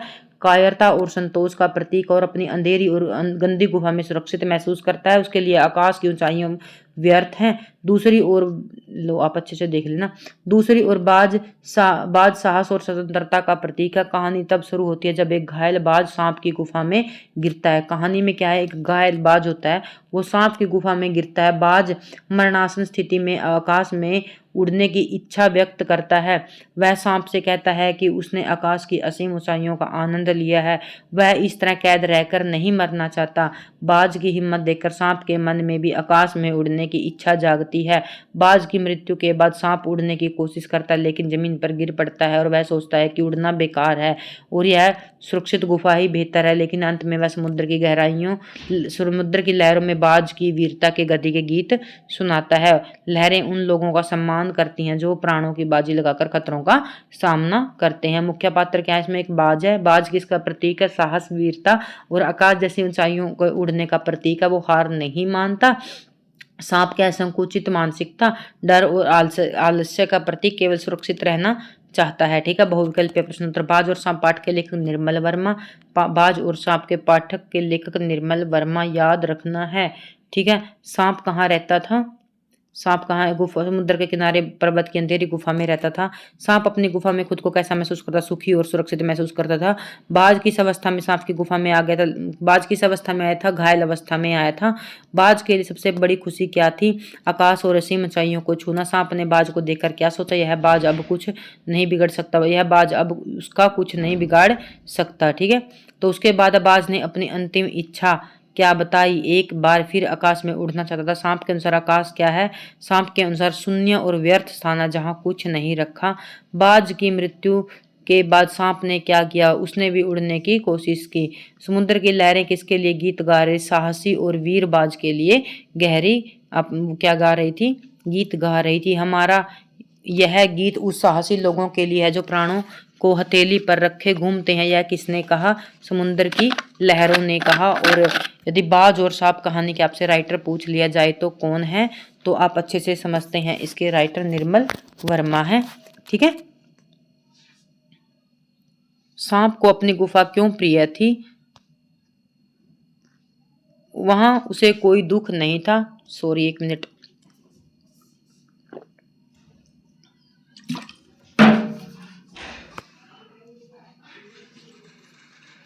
सॉरी। तो सांप को अपनी गुफा क्यों प्रिय थी? क्योंकि उसे वहां कोई दुख नहीं दे सकता था। प्राणों की बाजी लगाना मुहावरे का अर्थ क्या? जान जोखिम में डालना। मैं आपको मुहावरे लोकोक्तियां ग्रामर में नहीं करवाऊंगी क्योंकि ये तो आप अपने माइंड से कर लोगे। ठीक है। इस कहानी में हमें क्या शिक्षा मिलती है? साहस और वीरता से जीवन जीना। बाज किसका प्रतीक है? अदम्य साहस और स्वतंत्रता का प्रतीक है। क्यों? क्योंकि वो घायल होने के बाद भी उड़ना चाहता था। ठीक है। तो टोपी हमारी लास्ट कहानी है। तो इस कहानी का सारांश देख लिया। कहानी गवरैया जो मादा गौरैया होती है और गवरा जो नर गौरैया होता है उसके बारे में है। दोनों गहरे दोस्त थे, साथ में सारा समय बिताते थे। एक दिन गवरैया होता है, वह मनुष्य के रंग बिरंगे कपड़े पहने देखता है और उससे बहुत अच्छा लगने लगते हैं। उसने गवरा से कपड़े पहनने की इच्छा जताई, लेकिन गवरा ने तर्क दिया कि कपड़े पहनने से शरीर की प्राकृतिक सुंदरता ढक जाएगी और जाड़े गर्मी सहने की शक्ति क्या है? हमारी कम हो जाएगी। जो गवरैया एक दिन कूड़े के ढेर पर रुई का एक फाहा मिल जाता है, वह रुई को लेकर दुनिया के पास जाती है जो मतलब उससे धागा बनाता है और मजदूर को रुई धुनवाई के लिए देती है। वह फिर कोरी के पास गई और सूत कतवाया, उसके बाद सूत से कपड़ा बनवाया, अंत में दर्जी से 2 टोपी सिलवाई और उसने हर कारीगर को अपनी मेहनत का पूरा दाम दिया जिससे वे खुश होकर काम करते गए। टोपी पहनकर गवरैया राजमहल की महल पहुंची और उसकी टोपी की तुलना राजा की टोपी से की। ठीक है। राजा की टोपी सुंदर नहीं थी क्योंकि वह प्रजा को लूटता था और कारीगरों को पैसे नहीं देता था। अंत में राजा ने गवरैया की टोपी छीन ली, लेकिन जब यह देखा कि टोपी तो बहुत शानदार है तो वह डर गया और उसने टोपी को वापस कर दी। गवरैया ने राजा को डरपोक कहते हुए उसका मजाक उड़ा दिया। कहानी के पात्र देख लीजिए। इसमें क्या है? एक मादा गौरैया होती है। कहानी का मुख्य पात्र बहुत ही जिद्दी है। कहानी का मुख्य पात्र जो बहुत जिद्दी है, धुन की पक्की और साहसी है। वह मेहनत का फल देने में विश्वास रखती है क्योंकि उसने एक रुई का फोआ मिलने के बाद अलग अलग व्यक्ति के पास जाकर उससे क्या बनवाई थी? टोपी बनवाई थी और सबको उनकी मेहनताना दिया था। नर गौरैया था जो उसका साथी था, वो समझदार और व्यवहारिक था। वह मनुष्यों को दिखावे की आलोचना करता था। राजा कहते कि अहंकारी था और प्रजा का शोषण करने वाला शासक था जो अपनी प्रजा से बिना दाम लिए काम करता था। ठीक है। कारीगर कौन कौन से? दुनिया, कोरी, बुनकर, दर्जी, ठीक है। वो जिन्होंने जो गौरैया है उसको टोपी बनाने में मदद की थी वो मेहनती है लेकिन व्यवस्था की सताए हुए हैं क्योंकि उनको पूरा दाम नहीं दिया जाता था। यहाँ पर जो वर्ड आपको डिफिकल्ट लगे मैं आपको वो करवाऊंगी। भिनसार होता है प्रातःकाल, झुटपुट होता है सवेरे या शाम का धुंधला प्रकाश, घुर्रा होता है कूड़े करकट का ढेर, उजरत देखो अलग वर्ड है बिल्कुल। उजरत, उजरत होता है मजदूरी और परिश्रमिक, ठीक है। उजरत, ठीक है, अलग वर्ड है इसलिए मैंने आपको याद करवा दिया। मनुहार होता है मानना, खुशामद करना, ठीक है। फोकट, मुफ्त। मशगूल, हाँ देखो मशगूल वर्ड एक बार एचटेट में पूछा गया था। मशगूल वर्ड का अर्थ होता है व्यस्त, ठीक है। मशगूल अर्थ का क्या होता है?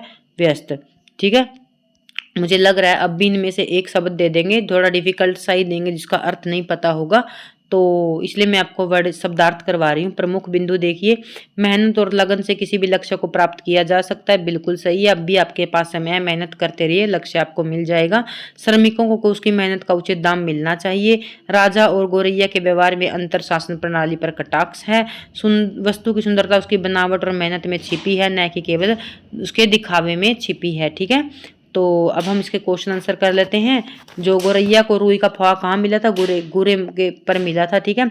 गौरैया रुई लेकर कहाँ किसके पास गई थी? दुनिया के पास गई थी। दर्जी ने गौरैया को टोपी में क्या लगा कर दिया? 5 फुंदने। गौरैया ने दर्जी को मजदूरी में क्या दिया था? 1 टोपी। राजा की टोपी में कितने फुंदने थे? 1 भी नहीं था। और चिड़िया की में कितने थे? 5 थे। जो गौरा था के अनुसार कपड़े पहनने से क्या होता है? सब प्राकृतिक सुंदरता ढक जाती है। अभी अभी देखो मैंने आपको बताया तो यहाँ पर पूछ भी लिया। उजरत शब्द का अर्थ क्या होता है? उजरत मजदूरी, ठीक है। उजरत का होता है मजदूरी। राजा ने गौरैया की टोपी क्यों वापस कर दी? वह डर गया था। कोरी ने गौरैया के लिए क्या किया था? सूत काता था, ठीक है। तो कोरी ने क्या किया था उसके लिए? सूत काता। टोपी कहानी के लेखक कौन है? सृजन है, ठीक है। यहाँ पर गलत लिखा हुआ है, इसके जो लेखक है वो क्या है? सृंजय है, ठीक है। तो इसके लेखक का नाम ये है। उम्मीद करती हूँ आपने चैप्टर को अच्छे से सभी को पढ़ लिया होगा। तो यदि आपको मेरी स्पीड कम लगे तो ज़्यादा करके देख लीजिए, पर करके ज़रूर जाइए क्योंकि एचटेट के सिलेबस का कोई भरोसा नहीं है, कहाँ से क्या पूछ ले। मल्हार से भी पूछ सकते हैं और वसंत से भी पूछ सकते हैं। मैंने आपको वसंत को करवा दिया है। टाइम आज ज़्यादा इसलिए लगा है क्योंकि आज की जो पार्ट हैं वसंत में वो 18 चैप्टर हैं। जो मल्हार हैं उसमें 10 चैप्टर थे, इसलिए 1 घंटा लगता था।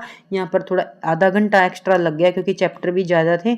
तो उम्मीद करती हूँ आपको अच्छे से समझ आ गया होगा। यदि समझ आ गया और मेरी मेहनत अच्छी लगी हो तो प्लीज़ लाइक करके जाना। लाइक से मुझे पैसे नहीं मिलते, वीडियो थोड़ा दूर तक चला जाता है तो और अच्छा लगता है, ठीक है।